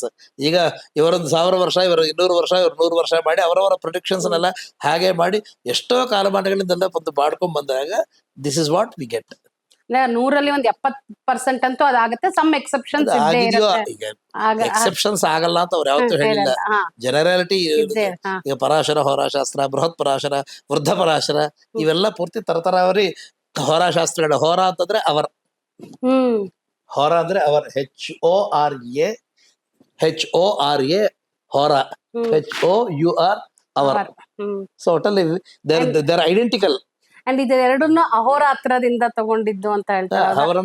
ಅಹೋರಾತ್ರದಿಂದ ಇದಕ್ಕೆ prediction ಮಾಡೋದಕ್ಕೆ ಅವರಿಗೆ ಸಾಧ್ಯತೆ ಏನಂತಂದ್ರೆ ಇವುಗಳನ್ನ ದೃಷ್ಟಿಯಲ್ಲಿ ಇಟ್ಕೊಂಡು ಅವರು ಈ ಆಮೇಲೆ ಹೇಳ್ತಿದ್ರಲ್ಲ ಕೆಲವರಿಗೆ ಅಕಾರಣ ಮೈತ್ರಿ, ಅಕಾರಣ ಶತ್ರುತ್ವ ಆಗತ್ತಲ್ಲ, ಅದೇ ರೀತಿಯಲ್ಲಿ ಈ ಸಮಯದಲ್ಲಿ ಆ ಗ್ರಹಗಳ ಸಂಚಾರದಿಂದ ನಮಗೆ ಜೀವನದಲ್ಲಿ ಏನೇನು ಒಡಕು ಉಂಟಾಗ್ತಿದೆ ಅಥವಾ ಒಳಿತಾಗ್ತಿದೆ ಇವುಗಳನ್ನ ಎಲ್ಲವನ್ನೂ ನೋಡಿ ಇದು ನಿಮಗೆ beneficial period and it will difficult period ಅಂತ ಅನ್ನೋದನ್ನ ಎರಡನ್ನು ಕೂಡ ಇಂಡಿಕೇಟರ್ಸ್ ಬರೆದಿಟ್ಟಿದ್ದಾರೆ.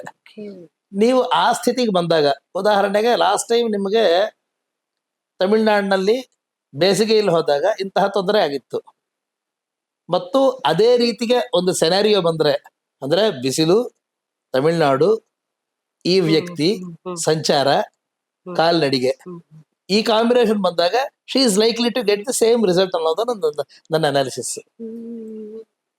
ಇದರಲ್ಲಿ ಯಾವ್ದಾದ್ರು ಒಂದಿಲ್ಲದೆ ಇದ್ದಾಗ, ಕಾಲ್ನಡಿಗೆ ಇಲ್ಲದೆ ಕಾರಲ್ಲಿದ್ರೆ ತೊಂದರೆ ಇಲ್ಲದೆ ಇರಬಹುದು, ತಮಿಳ್ನಾಡಲ್ದೆ ಆಂಧ್ರ ಪ್ರದೇಶ ಹೋದ್ರೆ ತೊಂದರೆ ಇಲ್ಲದೆ ಇರಬಹುದು, ಆಮೇಲೆ ಬೇಸಿಗೆ ಇಲ್ಲದೆ ಮಳೆಗಾಲದಲ್ಲಿ ಹೋದ್ರೆ ತೊಂದರೆ ಇಲ್ಲದೆ ಇರಬಹುದು. ಅದಕ್ಕೋಸ್ಕರ ಈ ಸೀಕ್ವೆನ್ಸ್, ಇದೇ ಸೀಕ್ವೆನ್ಸ್ಗೆಲ್ ಒಂದು ಸರ್ಕಮ್ಸ್ಟೆನ್ಸ್ ಆದಾಗ, ಒಂದು ಸನ್ನಿವೇಶವಾದಾಗ ನಿಮಗೆ ಅದು ಒಳ್ಳೆಯದಾಗಬಹುದಾ ಅಥವಾ ಇಲ್ಲದ್ರೆ ಒಡಕಾಗಬಹುದಾ ಅಂತನ್ನುವಂತಹ ಒಂದು ವಿಚಾರವನ್ನ ನಮ್ಮ ಜ್ಯೋತಿಷ ಶಾಸ್ತ್ರದಲ್ಲಿ ಹೇಳ್ತಾರೆ. ಜ್ಯೋತಿಷಕ್ಕೆ ಸೊಲ್ಯೂಷನ್ಸ್ ಕೊಡೋದು ಕೂಡ ಇದೇ ಥಿಯರಿ ಮೇಲೆ. ಒಂದು ನಿಮಿಷ, ಇದರಲ್ಲಿ ತುಂಬಾ ಒಳ್ಳೆ ಪಾಯಿಂಟ್ ಹೇಳಿದೆ. Diagnosis is something which should be appreciated. ನಿಮಗೆ ಈ ರೋಗ ನಿಮ್ಮ ಶರೀರ ಲಕ್ಷಣದಂತೆ ಇದು ರೋಗ ಅಂತ ಹೇಳೋದಕ್ಕೆ ರೋಗ ನಿರ್ಧಾರಣ ಮಾಡುವಂತಹದ್ದು ಡಯಾಗ್ನೋಸಿಸ್. ಇದನ್ನು ಮಾಡಲಿಕ್ಕೆ ಜ್ಯೋತಿಷ್ಯ ಶಾಸ್ತ್ರ ಹೋಗಿದೆ. ಪರಿಹಾರ ಅನ್ನೋದು ಅದು ಹೇಳಿಲ್ಲ. ಪರಿಹಾರ ಅವರು ಹೇಳಿಲ್ಲ, ನಾನು ಹೇಳ್ತಾ ಇದ್ದೀನಿ. ನಾನು ನಿಮ್ಗೆ ಹೇಳ್ಬೇಕು ಅಂತಂದ್ರೆ I have my own factors. ನೀವು ಇಷ್ಟು ಡಯಾಗ್ನೋಸಿಸ್ ಮಾಡಿದ್ರೆ ನೀವು ನಮ್ಮ ಹತ್ರ ಯಾಕೆ ಬರ್ತೀರಿ? ಡಯಾಗ್ನೋಸಿಸ್ ಮಾಡಿದ್ರೆ ಆಯ್ತಾ, ಸರಿ ಆಯ್ತು, ನಾವು ಏನೂ ಮಾಡ್ಲಿಕ್ಕಾಗಲ್ಲ, there is nothing that I can achieve, ನಾನು ಏನೂ ಮಾಡೋಕ್ಕಾಗಲ್ಲ ಅಂತಹದ್ದು ಏನೋ ಒಂದು ಹೇಳಿದ್ರಿ. ಈಗ ನಾ ಹೇಳಿದ್ದೀನಿ ನೋಡಿಮ್ಮ, ಈ ಚಂದ್ರಗ್ರಹ ಇಲ್ಲಿದೆ, ಇಲ್ಲಿಂದ ಸುಮಾರೊಂದು 6 ಲಕ್ಷ ಮೈಲ್ ದೂರದಲ್ಲಿ ಇನ್ನೊಂದು ಕಡೆ ಹೋದಾಗ ಆಗುತ್ತೆ. ಸರಿ, ಅದೇ ಅದ್ರ ಪಾಡಿಗೆ ಅದು ಸುತ್ತುತ್ತೆ, ನನ್ನ ಪಾಡಿಗೆ ನಾ ಏನಿರ್ತೀನಿ, ನಾನು ಮಾಡೋದೇನಿದೆ? ಈ ವಿಚಾರ ನಿಮ್ಗೆ ಹೇಳಿದೆ ಅಂದ್ರೆ ನಾನು how did you benefit me? ನನಗೆ ಯಾವ ಉಪಕಾರ ನಿಮ್ಗೆ ಮಾಡಿದ ಮೇಲೆ ನಾನು ನಿಮ್ಗೆ ಈಗ ನಾನು ನಿಮ್ಗೆ ಯಾತಕ್ಕೆ ನಿಮ್ಗೆ ಪರಿಹಾರ ಕೊಡ್ಲಿ? Why should I pay you? ನನಗೆ ಗೊತ್ತಿದ್ದು ಏನು ಮಾಡ್ಲಿಕ್ಕಾಗಲ್ಲ ಅಂತ ವಿಚಾರವನ್ನು ಹೇಳಿದ್ರಿ. ಈಗ ಡೆಲ್ಲಿಯಲ್ಲಿ ಏನೋ ಆಗ್ತಿದೆ, ಸುಪ್ರೀಂ ಕೋರ್ಟ್ ಅಲ್ಲಿ ಏನೋ ಒಂದು ತೀರ್ಮಾನ ಆಯಿತು, ಅದ್ರಲ್ಲಿ ನಾವು ಏನು ಮಾಡೋಕ್ಕಾಗಲ್ಲ, ನಾನು ನ್ಯೂಸ್ ರಿಪೋರ್ಟರ್, ನೀವೊಬ್ಬರು ನಮ್ಮ ರೀಡರ್. ಈಗ ನಾನು ಹೇಳಿದ್ಮೇಲೆ ನಿಮ್ಗೇನಾಗಬೇಕು? So how does it relate to you? So I should find a way which makes my finding appealing to you. ನಾನು ಏನು ಕಂಡು ಹಿಡಿದಿದೆ ಅಂತ ಅನ್ನೋದನ್ನ ನಿಮಗೆ ಅರ್ಥ ಆಗೋಂಗೆ, ನಿಮಗೆ ಸಂಬಂಧಪಟ್ಟ ಪಡೋ ಹಾಗೆ ನಾನು ಅದನ್ನು ಪ್ರೆಸೆಂಟ್ ಮಾಡಿದ್ರೆ, ನೀವು ತಿಳ್ಕೊಳ್ಳೋದ್ರಿಂದ ನೀವು ಇದು ಮಾಡಿದ್ರೆ ನಿಮ್ಗೆ ಒಳ್ಳೇದಾಗಬಹುದು ಅಂತ ಅನ್ನೋದು ಒಂದು ವಿಚಾರವನ್ನು ಹೇಳಿದಾಗ, then it will correlate to you, then even you will come back to me for solution. Diagnosis ಇದು ನಿಮ್ಮ ಪರಿಹಾರ, ನಿಮಗೆ ಇದು ಕಾರಣವಾಗಿರಬಹುದು ಅಂತ ಅನ್ನುವಂತಹ ಹೈಪೋಥಿಸಿಸ್ ಇದೆಯಲ್ಲ, ಅಲ್ಲಿವರೆಗೂ ಯಾವ ತೊಂದರೆನೂ ಇಲ್ಲ. That would be mostly identical. ನಿಮಗೆ ಎಲ್ಲಿ ಪ್ರಾಬ್ಲಮ್ ಬರುತ್ತೆ ಅಂತಂದ್ರೆ ಅಲ್ಲಿ ನನ್ನ ಪರಿಷ್ಕಾರ ಇದೆ ನೋಡಿ. ವಾಸ್ತವಿಕ ತಲೆನೋವು ಇದೆ ಇವರಿಗೆ. ಈ ತಲೆನೋವು ಕಾರಣ ಏನು ಅಂತ ನನಗೆ ಗೊತ್ತು. ಬಹಳ ಬಿಸಿಲು ಜಾಸ್ತಿ ಇದೆ, ಅಥವಾ ಇವರು ತುಂಬಾ ನೋಡ್ತಾ ಇದ್ದಾರೆ, ಸದಾಕಾಲ ಟಿವಿಯಲ್ಲೋ ಸ್ಕ್ರೀನು ನೋಡ್ತಾ ಇದ್ದಾರೆ, ವಿಡಿಯೋ ಎಡಿಟಿಂಗ್ ಮಾಡ್ತಿದ್ದಾರೆ. ಇವರಿಗೆ ಕನ್ನಡಕ ಹಾಕ್ಬರ್ಬೇಕಾದ್ರೆ ಹಾಕೊಳ್ತಾ ಇಲ್ಲ. ಯಾವ್ದೋ ಕಾರಣ ಸೌಂದರ್ಯ ಇರಬಹುದು, ಅಥವಾ ಇಲ್ಲಂದ್ರೆ ಇನ್ಕನ್ವೀನಿಯನ್ಸ್ ಇರಬಹುದು, ಹಾಕೋತಾ ಇದೆ, ಗೊತ್ತು ನನಗೆ. ಆ ವಿಚಾರ ಹೇಳಿದ್ರೆ ಅವ್ರು ಇಷ್ಟಪಡಲ್ಲ. ಅದಕ್ಕೆ ನಾನು ಏನ್ ಮಾಡ್ತೀನಿ, I will invent a new theory, I want to market a new product. ಅದನ್ನ ಮಾಡಿ ನಿಮ್ಗೆ ಸಾಧ್ಯವಾಗಬಹುದು ಅಂತ ಒಂದು ಮಾತು ಹೇಳ್ತೀನಿ. ಮನುಷ್ಯ ಆಶಾ ಜೀವಿತಾನೆ. ಬಹುಶಃ ಇದರಿಂದ ನಾನು ಯಾವ ಕಾಂಪ್ರಮೈಸ್ ಮಾಡ್ಕೊಳ್ಳದೆ, ಯಾವ ತಿದ್ದುಪಡಿಯನ್ನು ಮಾಡ್ಕೊಳ್ಳದೆ, ನನಗೆ ಒಂದು ಪರಿಷ್ಕಾರ ಸಿಗುತ್ತೆ ಅಂತ ಅನ್ನುವಂತ ಒಂದು ಆಸೆಯಿಂದ I will try new product. ಅವನ ಎಫರ್ಟ್ ಜಾಸ್ತಿ ನ್ಯೂ ಪ್ರಾಡಕ್ಟ್. ಆಮೇಲೆ ಮನುಷ್ಯನ ಸ್ವಭಾವದಲ್ಲಿ ಒಂದು ವಿಚಾರ ಯಾವತ್ತೂ ಜ್ಞಾಪಕ ಇಟ್ಕೋಬೇಕು. ನೀವು ಯಾವ್ದಾರ ಒಂದು ಕೆಲಸವನ್ನು ಮಾಡಿದಿ, ಅಷ್ಟಕ್ಕೆ ನಿಮಗೆ ಪ್ರತಿಫಲ ಸಿಕ್ಕಿದ್ರೆ ನಿಮಗೆ ಯಾವತ್ತೂ ತೃಪ್ತಿ ಆಗಲ್ಲ. You will never be satisfied with it. You want an additional bonus from your same level of action. ಆಮೇಲೆ ಇನ್ನೊಂದು ತಮಾಷೆ ಇದೆ, ನೀವು ಎಷ್ಟು ಶ್ರಮ ಪಟ್ಟಿದ್ರೋ ಅಷ್ಟಕ್ಕಿಂತ ಹೆಚ್ಚಿನ ಫಲಾನೂ ಬೇಕು, ಮತ್ತು ಇನ್ನೊಬ್ಬರಿಗೆ ಅಷ್ಟು ಫಲ ಬರಬಾರದು. ಪಕ್ಕದವ್ರಿಗೆ ಅಷ್ಟೇ ಫಲ ಬಂತು ಅಂದ್ರೆ ಮತ್ತೆ ನಮಗೆ ಇಲ್ಲಿ ಅಳು ಶುರು ಆಗುತ್ತೆ. ಅಲ್ಲಿ ಅವ್ರಿಗೂ ಅಷ್ಟೇ ಬಂದ್ಬಿಡ್ತು, ಅವ್ರಿಗೂ ಜಾಸ್ತಿನೇ ಬಂದ್ಬಿಡ್ತು. ಅಷ್ಟಕ್ಕಿಂತ ನಮ್ಗೆ ಕಡಿಮೆ ಮಾಡಬೇಕು. So we have to find some way to diminish his, because I want to be competitive. ಅವನಿಗಿಂತ ಸ್ಪರ್ಧಾಳುವಾಗಿ ನಾನು ಅಧಿಕವಾದಂತಹ ಯಶಸ್ಸನ್ನು ನಾನು ಗಳಿಸ್ಬೇಕು, ಪಕ್ಕದವನು ಕಡಿಮೆ ಆಗ್ಬೇಕು. ಇಲ್ಲಾಂದ್ರೆ ಇಬ್ಬರು ಒಂದೇ ಆದ್ರೆ ನನ್ನನ್ನು ಯಾರು ಗುರುತಿಸ್ತಾರೆ? ಇದು ಮನುಷ್ಯನ ಒಂದು ಮೌಲಿಕವಾದಂತಹ ಸ್ವಭಾವ. ಫಾರ್ ದಿಸ್ ನಾವು ಸಾಕಷ್ಟು ಮಾರ್ಗಗಳನ್ನ ಕಂಡು ಹಿಡಿತೀವಿ. ಸೊ ನಮ್ಮ ವೀಕ್ನೆಸ್ ಇದೆಯಲ್ಲ, ನಮ್ಮ ಬಲಹೀನತೆ ಇದೆಯಲ್ಲ, ಅದು ನಮಗೆ ಯಾರು ಕಂಟೆಂಟ್ ಪ್ರೊವೈಡರ್ ಇದ್ದಾರೋ ಅವ್ರಿಗೆ ಅದು ಬಲವಾದಂತಹ ಆಯುಧ. ಅದು ನೀವು ಟೂತ್ ಪೇಸ್ಟ್ ಅಡ್ವರ್ಟೈಸ್ಮೆಂಟ್ ಇರಬಹುದು, ಫೇಶಿಯಲ್ ಕ್ರೀಮ್ ಇರಬಹುದು, ಅಥವಾ ಬಟ್ಟೆಗಳಿರಬಹುದು, ಅಥವಾ ರಿಯಲ್ ಎಸ್ಟೇಟ್ ಇರಬಹುದು, ಎಲ್ಲದರಲ್ಲೂ ಕೂಡ this is the common factor. ಇದು so we have to be very careful where to draw the line between the prescription and the diagnosis. Guruji, ಈಗ ಯುಗಾದಿ ಅಂದ ತಕ್ಷಣ ಪಂಚಾಂಗ ಇದನ್ನ ಹೇಳಿದ್ರಿ. ಈಗ ಯುಗಾದಿ ಬೇವು ಬೆಲ್ಲ ಸಿಂಬಾಲಿಕಲಿನ ಏನಾದ್ರು ಬೇವು ಬೆಲ್ಲದ ಅರ್ಥ ಏನು ತಗೊಳ್ಳೋದ್ರದ್ದು? ಶತಾಜುರ್ ವಜ್ರದೇಹಾಯ ಸರ್ವ ಸಂಪತ್ಕರಾಗಚ ಸರ್ವಾರಿಷ್ಟ ನಿವಾರಾಯ ನಿಂಬ ಕಂದಳ ಭಕ್ಷಣಂ ಅಂತ ಬೇವನ್ನು ತಗೋಬೇಕು ಅಂತ ನಮಗೆ ಹೇಳ್ತಾರೆ. ಬೇವು ಅನ್ನೋದು ಕಹಿ. ಕಹಿ ಅನುಭವ ಅಂತಂದ್ರೆ ನಮಗೆ ಅನಪೇಕ್ಷಿತವಾದಂತಹದ್ದು, ನಮಗೆ ಬೇಡದೇ ಇರುವಂತಹದ್ದು. ಬೇಡದೇ ಇರುವಂತಹ ಅನುಭವವನ್ನ ನಾವು ಪಡೆದಾಗ ಇಷ್ಟಕ್ಕಿಂತ ನಮಗೆ ಯಾವುದು ಕೆಟ್ಟದಾಗಕ್ಕೆ ಸಾಧ್ಯ ಇಲ್ಲ ಅನ್ಸುತ್ತೆ. ಸೊ ಅದಕ್ಕೋಸ್ಕರ ನಿಮ್ಮ ಜೀವನವನ್ನು ಯಾವಾಗಲೂ ಕೂಡ ಸದಾಕಾಲ ಒಂದು ಅಡ್ವರ್ಸಿಟಿ, ಒಂದು ಕಷ್ಟಕ್ಕೆ ಸದಾಕಾಲ ಸಿದ್ಧ ಮಾಡ್ಕೊಳ್ಳಿ ಅಂತ ಅನ್ನೋದೊಂದು ವಿಚಾರ. ಹೊಸ ವರ್ಷ ಅಂತಂದಾಗ ಪ್ರಾಕ್ಟಿಕಲಿ ನಥಿಂಗ್ ಇಸ್ ಹ್ಯಾಪನಿಂಗ್. ಆದ್ರೆ ನಮ್ಮಲ್ಲಿ ನಮ್ಮ ಯಾವುದೋ ಒಂದು ಉತ್ಸಾಹವನ್ನು ಕೊಡೋದಕ್ಕೆ ಏನೋ ಒಂದು ಹುಡ್ಕೊಳ್ತೀವಿ, ನ್ಯೂ ಸ್ಟಾರ್ಟಿಂಗ್ ಪಾಯಿಂಟ್ ಅಂತ ಹೇಳಿ ಒಂದು ಯಾವುದೋ ಒಂದು ಹೊಸದನ್ನು ಹುಡ್ಕೊಳ್ತೀವಿ, ಏನೋ ಒಂದು ಇರಲಿ ಅಂತ. ಅದಕ್ಕೆ ನಾವೇನ್ ಮಾಡಿದ್ವಿ, ಯುಗಾದಿ ಅಂದ ಕೂಡಲೇ ನಮಗೇನು ಹೊಸದಾಗಿ ಪ್ರಪಂಚದಲ್ಲಿ ಏನೂ ಆಗೋದಿಲ್ಲ. ನ್ಯೂ ಇಯರ್ಸ್ ಡೇ ಅಂದ್ರೆ ಏನೂ ಆಗೋದಿಲ್ಲ. ನಿನ್ನೆ ಹೇಗಿದೆಯೋ ಅದೇ ಸೂರ್ಯ, ಅದೇ ಚಂದ್ರ, ಅದೇ ಭೂಮಿ, ಅದೇ ಮನೆ, ಅದೇ ಜನ. ಹೊಸದಾಗಿ ಏನೂ ಆಗೋದಿಲ್ಲ.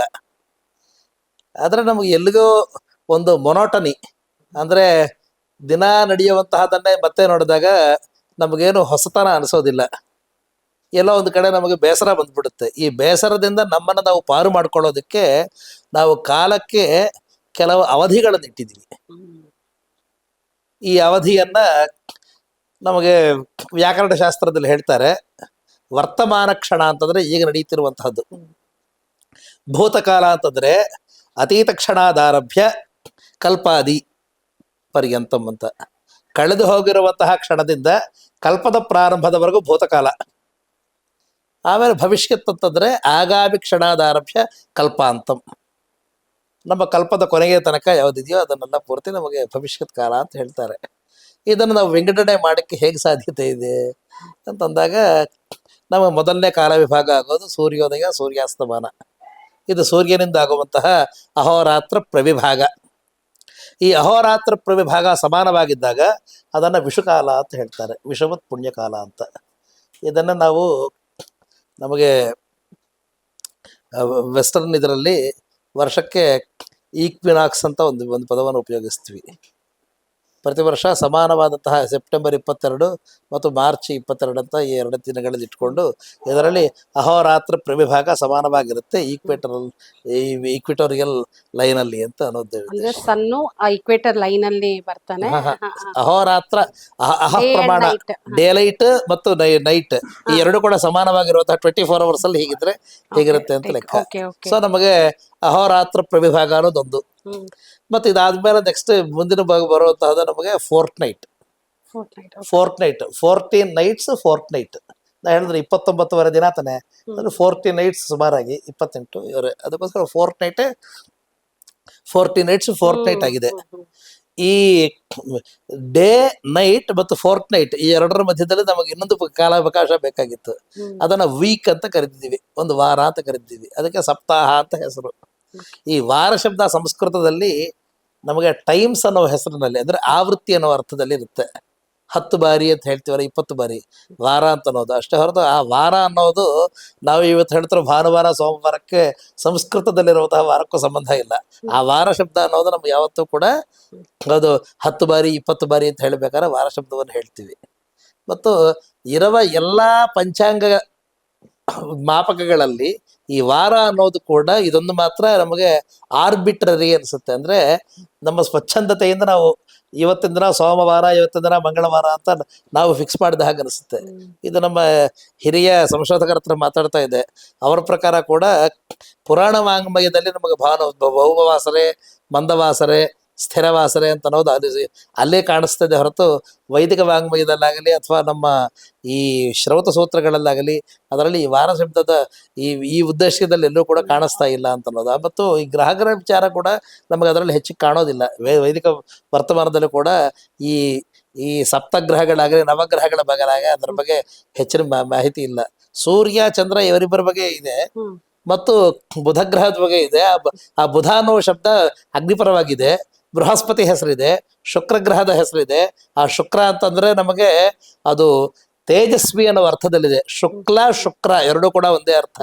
ಅದು ಕೆಲವು ಸತಿ ಪೂಷ ದೇವತಾ, ಪೂಷ ಅಂದ್ರೆ ಸೂರ್ಯನ ಮತ್ತೊಂದು ರೂಪ, ಆ ರೂಪದಲ್ಲಿ ಹೇಳಕ್ಕೆ ಮಾಡಿದ್ದಾರೆ.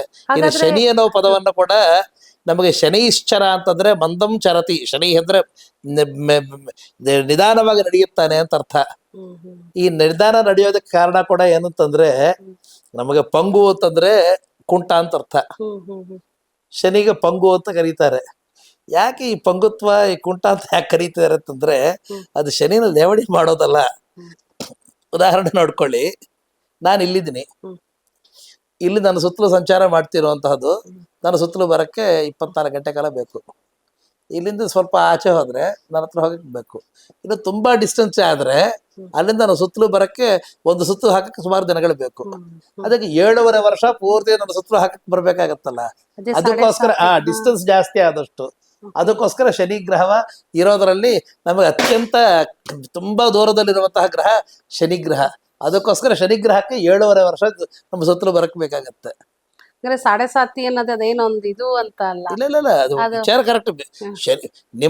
ನಿಮ್ಮ ಕೋಣದಿಂದ ಶನಿಗ್ರಹ ಇಲ್ಲಿಂದ 2.5 ವರ್ಷ ಒಂದು ರಾಶಿ, 1 ವರ್ಷ 2 ವರ್ಷ ಈ ರಾಶಿ, 2.5 ವರ್ಷ ಈ ತರ ಹಾಕೊಂಡು ಹೋದರೆ ಪೂರ್ತಿ ಬರಕ್ಕೆ 30 ವರ್ಷ ಬೇಕಲ್ಲ.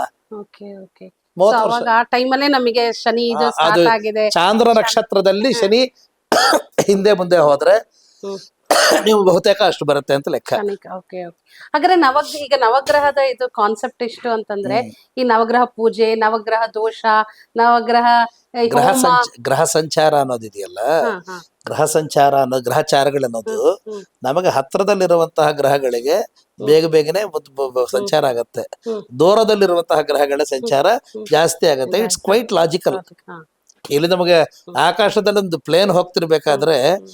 ನಮಗೆ ಅದು 800 ಕಿಲೋಮೀಟರ್ ಸ್ಪೀಡಲ್ಲಿ ಹೋದ್ರೂ ಸಹ ನಮಗೆ ಹರೈಸನ್ ಅಲ್ಲಿ ನಮಗೆ 10 ನಿಮಿಷ ಕಾಣುತ್ತೆ. ಹ್ಮ್. 10 ನಿಮಿಷ ಕಂಡ್ರೆ ನಮ್ಮ ಎದುರುಗಡೆನೆ ಇದೆ ಅಂತ ಅನ್ಕೊಳ್ತೀವಿ. ನಮ್ಮ ಎದುರುಗಡೆ ಒಂದು ಇರುವೆ ಹೋಗೋಕ್ಕೂ ಅಷ್ಟೇ 10 ನಿಮಿಷನೇ ಬೇಕು. ಆದ್ರೆ ಇರುವೆ ಹೋಗ್ತಿರುವ ಸ್ಪೀಡ್ಗೆ ಮತ್ತು ಪ್ಲೇನ್ ಹೋಗ್ತಿರೋ ಸ್ಪೀಡ್ಗೆ ವ್ಯತ್ಯಾಸ ಇದೆ. ಇದು ನಮಗೆ ಗೊತ್ತಿದ್ರು ಸಹ ಇದು ಅಷ್ಟೇ ದೂರ ಹೋಗಿದೆ, ಅದು ಅಷ್ಟೇ ದೂರ ಹೋಗಿದೆ ಅಂತ ನಾವು ಕಂಪೇರ್ ಮಾಡ್ತೀವಿ ನಾವು. ಅಂಡ್ ಈಗ ದಿನಪತಿ ಅಂತ ಅಂತಾರಲ್ಲ, ದಿನಗಳ ಹೆಸರಿಡೋದಕ್ಕೂ ಕೂಡ ಇದೇ ಕಾರಣ ಅಂತ. ಇದು ಆರ್ಬಿಟ್ರರಿ ಅನ್ಸುತ್ತೆ. ಅಂದ್ರೆ ನನಗೆ ಒಂದೇ ವಿಚಾರ ಸ್ವಲ್ಪ ಆಶ್ಚರ್ಯಕರ ಆಗುವಂತದ್ದೇನಂದ್ರೆ, ಇವತ್ತಿನ ದಿನ ನೀವು ಮನ್ ಡೇ ಅಂತ ಇಟ್ಟಿದ್ದೀರಾ, ಸೋಮವಾರ ಇಟ್ಟಿದ್ದೀರಾ. ಈ ಸೋಮವಾರ ಮತ್ತು ಮೂನ್ ಡೇ ಈ ಎರಡೂ ಕೂಡ ಒಂದೇ ಅಂತ ಹೇಗೆ ತೀರ್ಮಾನ ಆಯಿತು, ಯಾವತ್ತಿಂದ ತೀರ್ಮಾನ ಆಯಿತು ಅಂತ ಅನ್ನೋದು ವಿಚಾರ ನನಗೂ ಆಗಾಗಿದೆ. ಯಾಕಂದ್ರೆ ಪ್ರಪಂಚದಲ್ಲಿ ಯಾವ ಯಾವ ನಾಗರಿಕತೆ ಯಾವ್ದಾವ್ದು ಸಿವಿಲೈಸೇಷನ್ ಅಲ್ಲಿ ಎಲ್ಲೆಲ್ಲಿ ಇರುವಂತಹದವರು ಅವರು ಆವತ್ತಿನ ದಿನ ಇವತ್ತಿನ ದಿನ ಅವರಿಗೆ ಮೂನ್ ಡೇನೇ ಇರಲಿ, ಸೋಮವಾರ ಹೇಗಾಯಿತು ಅಂತ ಅನ್ನೋ ವಿಚಾರ ಯಾವತ್ತಿಂದ ಪ್ರಾರಂಭ ಆಯಿತು ಅನ್ನೋದ್ರ ಬಗ್ಗೆ that requires larger and deeper investigation ಅಂತ ಅನ್ಸುತ್ತೆ. ಇದು ನಕ್ಷತ್ರ ಅಂತ ಅನ್ನೋದು ಬಗ್ಗೆ ಹೇಳಿದ್ದೀನಿ ನಿಮ್ಗೆ. ಚಂದ್ರ ಯಾವ ನಕ್ಷತ್ರದ ಕೋಣದಲ್ಲಿದ್ದಾನೋ, ನಕ್ಷತ್ರಗಳು ಸದಾಕಾಲ ಅವುಗಳಿಗೆ ಅಸ್ತಮಾನ ಇಲ್ಲ. ಚಂದ್ರನಿಗಿದ್ದ ಹಾಗೆ, ಚಂದ್ರನಿಗಿದ್ದಾಗ ಅದಕ್ಕೆ ಲೋಪವೇ ಇಲ್ವಲ್ಲ. ಅದಕ್ಕೆ ಚಂದ್ರ ಯಾವ ನಕ್ಷತ್ರದ ಕೋಣದಲ್ಲಿರ್ತಾನೋ ಅದನ್ನ ಆ ನಕ್ಷತ್ರ ಅಂತ ಹೇಳಿದ್ದಾರೆ. ಮತ್ತು ಅಮಾವಾಸ್ಯೆ ಮತ್ತು ಹುಣ್ಣಿಮೆ ಮಧ್ಯದಲ್ಲಿ ಚಂದ್ರನ ಗತಿಯಂತೆ ನಮಗೆ ತಿಥಿಗಳ ನಿರ್ಣಯ ಆಯಿತು. ತಿಥಿ ಆಯಿತು, ನಕ್ಷತ್ರಗಳಾಯಿತು. ಈ ವಾರ ಅನ್ನೋದು ಆರ್ಬಿಟ್ರರಿ ಮಧ್ಯದಲ್ಲಾಗಿದೆ. ಮತ್ತು ಯೋಗ ಕರ್ಣ ಅನ್ನೋದನ್ನ ಈ ಈ ಈ ಸೂರ್ಯೋದಯ, ತಿಥಿ ಮತ್ತು ನಕ್ಷತ್ರ ಇವುಗಳ ಕಾಂಬಿನೇಷನ್ ಮೇಲೆ ಇದನ್ನು ಯೋಗಾಕರಣ ಅಂತ ಹೇಳಿದ್ದಾರೆ. ಹಾಗಾಗಿ ತಿಥಿ, ವಾರ, ನಕ್ಷತ್ರ, ಯೋಗಾಕರಣ ಈ ಎರಡು ಸೇರಿದಾಗ 5 ಯೂನಿಟ್ಸ್ ಇನ್ ಟೈಮ್ ಕೀಪಿಂಗ್, ಇದನ್ನೇ ಪಂಚಾಂಗ ಅಂತ ಕರೀತಾರೆ. ಪಂಚಾಂಗ 5 units of time keeping. Okay okay. And ಈಗ ನಾರ್ತ್ ಅಲ್ಲಿ ಬೇರೆ ನಾವು ಇಂಡಿಯಾದಲ್ಲೇ ಆದ್ರೂ ಬೇರೆ ಬೇರೆ ಟೈಮಲ್ಲಿ ನ್ಯೂ ಇಯರ್ ತರ, ಬೈಸಾಖಿ ಅಂತ ಪಂಜಾಬಲ್ಲಿ ಆ ಕಡೆ, ವಿಶು ಅಂತ ಕೇರಳಿ ಅಂತ. ಇದರಲ್ಲಿ ನಮಗೆ ಬೃಹಸ್ಪತಿಯ ಗತಿಯ ಮೇಲಿರೋದು ಬಾರಹಸ್ಪತ್ಯಮಾನ ಅಂತ ಕರೀತಾರೆ. ಬಾರಹಸ್ಪತ್ಯಮಾನದಲ್ಲಿ ಅವರು ನವೆಂಬರ್ ತಿಂಗಳಲ್ಲಿ ಬರುವಂತಹ ಒಂದು ದಿನವನ್ನ ಹೊಸ ವರ್ಷ ಅಂತ ಕನ್ಸಿಡರ್ ಮಾಡ್ತಾರೆ. ಮತ್ತು ನಮ್ಮ ಕಡೆ ಸೂರ್ಯನ 360 ದಿನಗಳಲ್ಲಿ 365 ದಿನಗಳ ಸೂರ್ಯನ ಒಂದು ಚಲನೆ ಮೇಲೆ ಸೌರಮಾನ ಮತ್ತು ಚಾಂದ್ರ ಸೌರಮಾನ ವತ್ಸರಾದಿ ನಮ್ಮ ಕರ್ನಾಟಕ ಮತ್ತು ಆಂಧ್ರ ಪ್ರದೇಶದಲ್ಲಿ ಮಾಡುವಂತಹದ್ದು ಚಾಂದ್ರ ಸೌರ ವತ್ಸರ. ಮಹಾರಾಷ್ಟ್ರದಲ್ಲೂ ಕೂಡ ಚಾಂದ್ರ ಸೌರ ವತ್ಸರಾದಿ ಮಾಡ್ತಾರೆ. ಅಂಡ್ ತಮಿಳ್ ಕ್ಯಾಲೆಂಡರ್ 60 ವರ್ಷಕ್ಕೆ ಅಂತ ಅಂತಾರಲ್ಲ, ಅದು ಸಂವತ್ಸರಗಳನ್ನೇ ಎಲ್ಲರಿಗೂ ಅಷ್ಟೇ. ಸೌರಮಾನ ಚಾಂದ್ರಮಾನದಲ್ಲಿ ಹೆಚ್ಚಿನ ವ್ಯತ್ಯಾಸ ಏನೂ ಇಲ್ಲ. 60 ವರ್ಷ ಅನ್ನೋದು ಎಲ್ಲರಿಗೂ. ಬಾರಹಸ್ಪತಿ ಮಾನದಲ್ಲೂ ಕೂಡ ಇದೆ 60 ವರ್ಷ. ಆದ್ರೆ ಅವರು ಬೇರೆ ವರ್ಷದಿಂದ ಪ್ರಾರಂಭ ಮಾಡಿದ್ದಾರೆ. ಅವರು ಕಾಲಗಣನೆ ನಮಗಂತೂ ಬೇರೆ ವರ್ಷದಲ್ಲಿ ಪ್ರಾರಂಭ ಮಾಡಿದ್ದಾರೆ. ಅದಕ್ಕೆ ಇದೇ ವರ್ಷವನ್ನ ಈ 60 ವರ್ಷದಲ್ಲಿ ಅವ್ರು ಬೇರೆ ಹೆಸರಿನಿಂದ ಕರೀತಾರೆ. ಅವ್ರು ಅಲ್ಲಿಂದ ಪ್ರಾರಂಭ ಮಾಡಿದ್ರಿಂದ ಆ ಹೆಸರಿನಿಂದ ಕರೀತಾರೆ. ಈಗ ಒಂದ್ ಸಂವತ್ಸರ ಅಂದ್ರೆ 60 ಅಲ್ಲ, 60 ವರ್ಷಗಳದ್ದು ಒಂದು ಕಾಲಚಕ್ರ, ಸಂವತ್ಸರ ಚಕ್ರ 60 ವರ್ಷ ಮತ್ತೆ ರಿಪೀಟ್ ಆಗುತ್ತೆ. 60 ಆದ್ಮೇಲೆ ಆಗುತ್ತೆ. 60 ವರ್ಷ ಆದ್ಮೇಲೆ ಮನುಷ್ಯನ 120 ವರ್ಷಗಳನ್ನು 2 ಭಾಗವಾಗಿ ವಿಂಗಡಣೆ ಮಾಡಿದ್ರೆ ಪೂರ್ವಾರ್ಧ ನಮಗೆ 60 ವರ್ಷ, ಅದಕ್ಕೆ ಷಷ್ಠಿ ಪೂರ್ತಿ ಮಾಡ್ತೀವಿ. ಸೊ ಮೊದಲು ಪೂರ್ವ ಚಕ್ರವನ್ನು ಮುಗಿಸಿ ಉತ್ತರ ಚಕ್ರಕ್ಕೆ ಹೋಗ್ತಿದ್ದಾರೆ ಅಂತಂದ್ರೆ ಜೀವನದಲ್ಲಿ ಒಂದು ಹೆಮ್ಮೆ.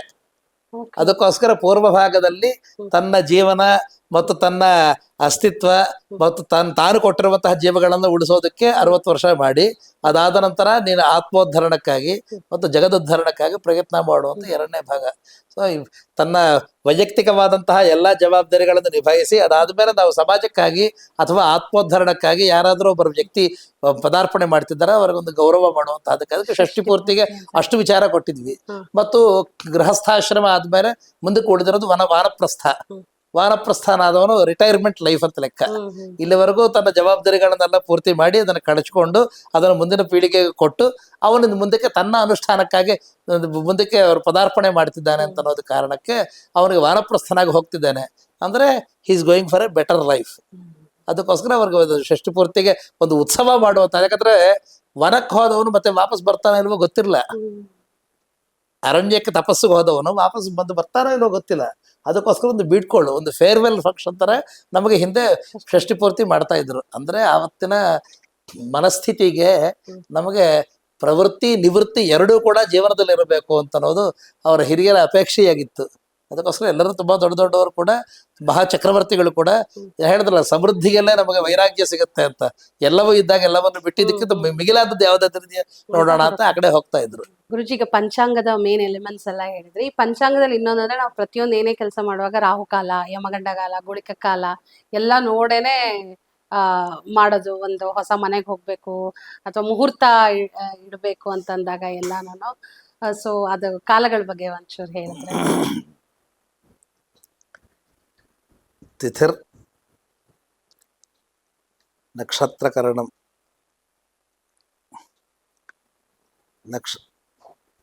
ಈ ಪಂಚಾಂಗಗಳು ಕೂಡ ಸರ್ವಂ ವಿಷ್ಣುಭಗನ್ ಜಗತ್ ಅಂತ ಹೇಳುವಂತಹ ಒಂದು ಪದ್ಧತಿ ಇದೆ. ಇದನ್ನೇ ದಾಸರು ಸಕಲ ಗ್ರಹಗಳ ಬಲ ನೀನೇ ಅಂತರಾತ್ಮ ಅಂತ ಸ್ತುತಿ ಮಾಡಿದ್ದಾರೆ. ಇಡೀ ಕಾಲ ಒಂದೇ ಆದಾಗ ಒಂದೇ ಪ್ರಪಂಚದಲ್ಲಿ ಪರಮಾತ್ಮನ ವ್ಯಾಪಕವಾದಂತಹ ಶಕ್ತಿಗೆ ಒಂದು ದೃಷ್ಟಾಂತವಾಗಿ ಈ ಕಾಲವಿದ್ದಾಗ ಒಂದು ಕೆಡಕು ಒಂದು ಒಳ್ಳೆಯದು ಅಂತ ಅನ್ನೋದು ಸಾಧ್ಯವಾಗತ್ತಾ ಅಂತ ಒಂದು ಪ್ರಶ್ನೆ ಬರುತ್ತೆ. ಇದರಲ್ಲಿ ನಮಗೆ ವೇದದಲ್ಲಿ ದೇವ ನಕ್ಷತ್ರ ಯಮ ನಕ್ಷತ್ರ ಅಂತ ಹೇಳಿದ್ದಾರೆ. ದೇವ ನಕ್ಷತ್ರ ಅಂತಂದ್ರೆ ಉತ್ತರದಿಂದ ದಕ್ಷಿಣಕ್ಕೆ ಹೋಗೋದು. ಯಮ ನಕ್ಷತ್ರ ಅಂದ್ರೆ ಅದರ ರಿವರ್ಸು. ತಾನಿ ದಕ್ಷಿಣೇನ ಪರಿಗಂತಿ ಯಾನಿ ಯಮ ನಕ್ಷತ್ರಾಣಿ ತಾನ್ಯುತ್ತರೇಣ ಅಂತ ಹೇಳಿ. ಇದರಲ್ಲಿ ನಮಗೆ ನಕ್ಷತ್ರ ಸತ್ರ ಜಾಗದಲ್ಲಿ ಯಾವ ಯಾವ ನಕ್ಷತ್ರದಲ್ಲಿ ನಕ್ಷತ್ರ ಕಾಲದಲ್ಲಿ ಯಾವ ಯಾವ ಕೆಲಸವನ್ನು ಮಾಡಿದ್ರೆ ಜನಕ್ಕೆ ಒಳ್ಳೆಯದಾಗಿತ್ತು ಅಂತ ಒಂದು ವಿಚಾರವನ್ನು ಹೇಳಿದರು. ಯಾಂಗ್ ಕಾಮಜೇತ ದುಹಿತರಂ ಪ್ರಿಯಾಸ್ಯಾದಿತಿ ತಾನ್ ನಿಷ್ಟ್ಯಾಜಾನ್ ದದ್ಯಾತ್ ಪ್ರಿಯೈವ ಭವತಿ ನೇವತು ಪುನರಾಗಚ್ಚತಿ. ಮಗಳಿಗೆ ಮದುವೆ ಮಾಡಿ ಅವಳು ಮತ್ತೆ ತವರು ಮನೆಗೆ ದುಃಖದಿಂದ ವಾಪಸ್ ಬರಬಾರದು ಅಂತಂದಾಗ ಏನು ಮಾಡಬೇಕು ಅಂದರೆ ತಾನ್ ನಿಷ್ಟ್ಯಾಜಾನ್ ದದ್ಯಾತ್. ನಿಷ್ಟ್ಯ ಅಂತಂದರೆ ಸ್ವಾತಿ ನಕ್ಷತ್ರದಲ್ಲಿ ಕನ್ಯಾದಾನ ಮಾಡಿದಾಗ ಮಗಳು ದುಃಖದಿಂದ ಯಾವತ್ತೂ ಕೂಡ ತವರು ಮನೆಗೆ ಬರಲ್ಲ ಅಂತನ್ನೋದು. ಹಾಗಾಗ್ತಿದೆಯಾ ಇಲ್ವಾ ಅಂತ ಅನ್ನೋದಕ್ಕೆ ನಮಗೆ ಹಿರಿಯರು ಹೇಳಿರುವಂತಹ ಅವರ ಅನುಭವಗಳನ್ನು ಮಾಡಿದ್ದಾರಲ್ಲ. ಈಗ ಇವತ್ತಿನ ಕಾಲದಲ್ಲಿ ಆ ಥರ ನಡೀತಾ ಇದೆಯಾ ಇಲ್ವಾ ಅಂತ ಅನ್ನೋದಕ್ಕೆ ನಮಗೆ ಸ್ಯಾಂಪ್ಲಿಂಗ್, ಟೆಸ್ಟಿಂಗ್ ಮತ್ತು ಅನಾಲಿಸಿಸ್ ಅನ್ನುವಂತಹದ್ದು ಒಂದು ಮಾಡಬೇಕಾದ ಅಗತ್ಯ ಇದೆ. ಇಷ್ಟಿಲ್ಲದೆ ನಾವು ಏನು ಮಾತಾಡೋಕ್ಕಾಗಲ್ಲ. ಇನ್ನು ನೀವು ಯಮಗಂಡ ಕಾಲ, ಗುಳಿಕ ಕಾಲ, ರಾಹುಕಾಲ ಹೇಳಿದ್ರಿ. ಆಂಧ್ರದಲ್ಲಿ ವರ್ಜ್ಯ ಅಂತ ಬರ್ತಿರ್ತಾರೆ. ಇನ್ನು ಕೆಲವು ಭಾಗದ ದುರ್ಮುಹೂರ್ತ ಅಂತ ಕರೀತಾರೆ. ದುರ್ಮುಹೂರ್ತ, ವರ್ಜ್ಯ, ಯಮಗಂಡ ಕಾಲ, ಗುಳಿಕ ಕಾಲ, ರಾಹುಕಾಲ ಇಷ್ಟು ಕಾಲಗಳನ್ನು ಕಳೆದು ಬಿಟ್ರೆ ನಮಗೆ ಕೆಲಸ ಮಾಡೋಕ್ಕೆ ಸಿಗುವಂತಹ ಸಮಯ ತುಂಬ ಕಡಿಮೆ ಆಗುತ್ತೆ. ಹಾಗಾಗಿ ಇದನ್ನು ಯಾರಿಗೆ ಸೌಕರ್ಯ ಅಂತಂದರೆ ಕೆಲಸ ಕಂಡ್ರಿಗೆ ಬಹಳ ಸೌಕರ್ಯ. ಈ ಸಮಯದಲ್ಲಿ ಏನೇನು ಮಾಡಬಾರ್ದು ಅಂತ. ಹಾಗಾದರೆ ಇದರ ಬಗ್ಗೆ ನಾವು ಆಚರಣೆ ಮಾಡಬೇಕಾ ಬೇಡವಾ ಅಂತಂದಾಗ ನಾ ಮೊದಲೇ ಹೇಳಿದೆ, ಈ ವಾರಗಳ ಬಗ್ಗೆ ಬಂದಿದ್ದೆ ಅರ್ವಾಚೀನ, ಇತ್ತೀಚೆಗೆ ಬಂದಿರೋದು. ವೇದದಲ್ಲಿ ಅದರ ಬಗ್ಗೆ ಹೆಚ್ಚಿನ ಉಲ್ಲೇಖವೇ ಇಲ್ಲ. ಹಾಗಾಗಿ ಯಾವ ಪ್ರಾಂತ್ಯದಲ್ಲಿ ಯಾರು ಹಿರಿಯರು ಹೇಳ್ತಾರೋ ಅದನ್ನು ಸಾಧ್ಯವಾದಷ್ಟು ಮಟ್ಟಿಗೆ ಸಾಧ್ಯವಾದರೆ ಆಚರಣೆ ಮಾಡಿ. ಆಮೇಲೆ ದಿನವಹಿ ಮಾಡುವಂತಹ ಕೆಲಸಗಳಿಗೆ ಈ ರಾಹುಕಾಲ, ಗುಳಿಕ ಕಾಲ ಅನ್ನೋದಿಲ್ವೇ ಇಲ್ಲ. ನಾ ಹೇಳಿದ್ನಲ್ಲ, ಆಫೀಸ್ಗೆ ಹೋಗ್ತಾ ಲಾಗಿನ್ ಆಗೋಕ್ಕಿಂತ ಮುಂಚೆ ಇವೆಷ್ಟು ನೋಡಿದಾಗ ಅವ್ರಿಗೆ ಬರೀ 8 ಗಂಟೆ ಕಾಲ ಅಲ್ಲ, ಅವ್ರಿಗೆ ಸಿಗೋದು 1.5 ಗಂಟೆ ಕಾಲ, 1/4 ಗಂಟೆ ಕಾಲ ಸಿಗುತ್ತೆ. ಅವ್ರ ಕೆಲಸ ಹೋಗ್ಬಿಡುತ್ತೆ. ನೀವು ರಾಹುಕಾಲ ನೋಡಿದ್ರೆ ನಿಮ್ಗೆ ಆಗಿರುವಂತಹ ಉಪಯೋಗ ಏನಂದ್ರೆ ನಿಮ್ ಕೆಲಸ ಹೊರಟೋಯ್ತು. ನೀವು ಟೆಲಿಕಾಸ್ಟ್ ಮಾಡೋಕ್ಕಿಂತ ಗುಳಿಕ ಕಾಲ ನೋಡ್ಕೊಂಡ್ರೆ ನಿಮ್ಮ ಪ್ರೈಮ್ ಟೈಮಲ್ಲಿ ವ್ಯೂವರ್ಸೇ ಸಿಗಲ್ಲ. ಹಾಗಂತ ಮಧ್ಯಾಹ್ನ ನೀವು ಗುಳಿಕ ಕಾಲ ಚೆನ್ನಾಗಿದೆ ಅಂತ ಹೇಳ್ಬಿಟ್ಟು ರಾತ್ರಿ 1:30 ಅಥವಾ ಮಧ್ಯಾಹ್ನ 2 ಗಂಟೆ ಮಾಡಿದ್ರೆ ಯಾರು ನೋಡ್ತಾರೆ? ನಿಮ್ಮ TV ಶೋನೇ ಅಟರ್ ಫ್ಲಾಪ್ ಆಗುತ್ತೆ. ಹೌದು ತಾನೆ? ಅದಕ್ಕೋಸ್ಕರ ನಮ್ಮ ಬುದ್ಧಿಯನ್ನು ಓಪನ್ ಆಗಿ ತೆರೆದಿಟ್ಕೊಂಡು ನಮಗೆ ಯಾವುದಾದ್ರು ತುಂಬ ಹೊಸ ಕೆಲಸಗಳನ್ನೇನಾದ್ರು ಮಾಡಿದಾಗ ಅದು ನಿಮ್ಮ ಕುಟುಂಬದಲ್ಲಿ ಯಾವುದಾದ್ರೂ ಅಂತಹ ಸಂಪ್ರದಾಯ ಬಂದರೆ ಮಾಡ್ಕೊಳ್ಳಿ. ಅದು ಅಕಸ್ಮಾತ್ ನಮಗೆ ಆಗದೇ ಇರುವಂತಹ ಪರಿಸ್ಥಿತಿ ಸುಮಾರು ಸತಿ ಬರುತ್ತೆ.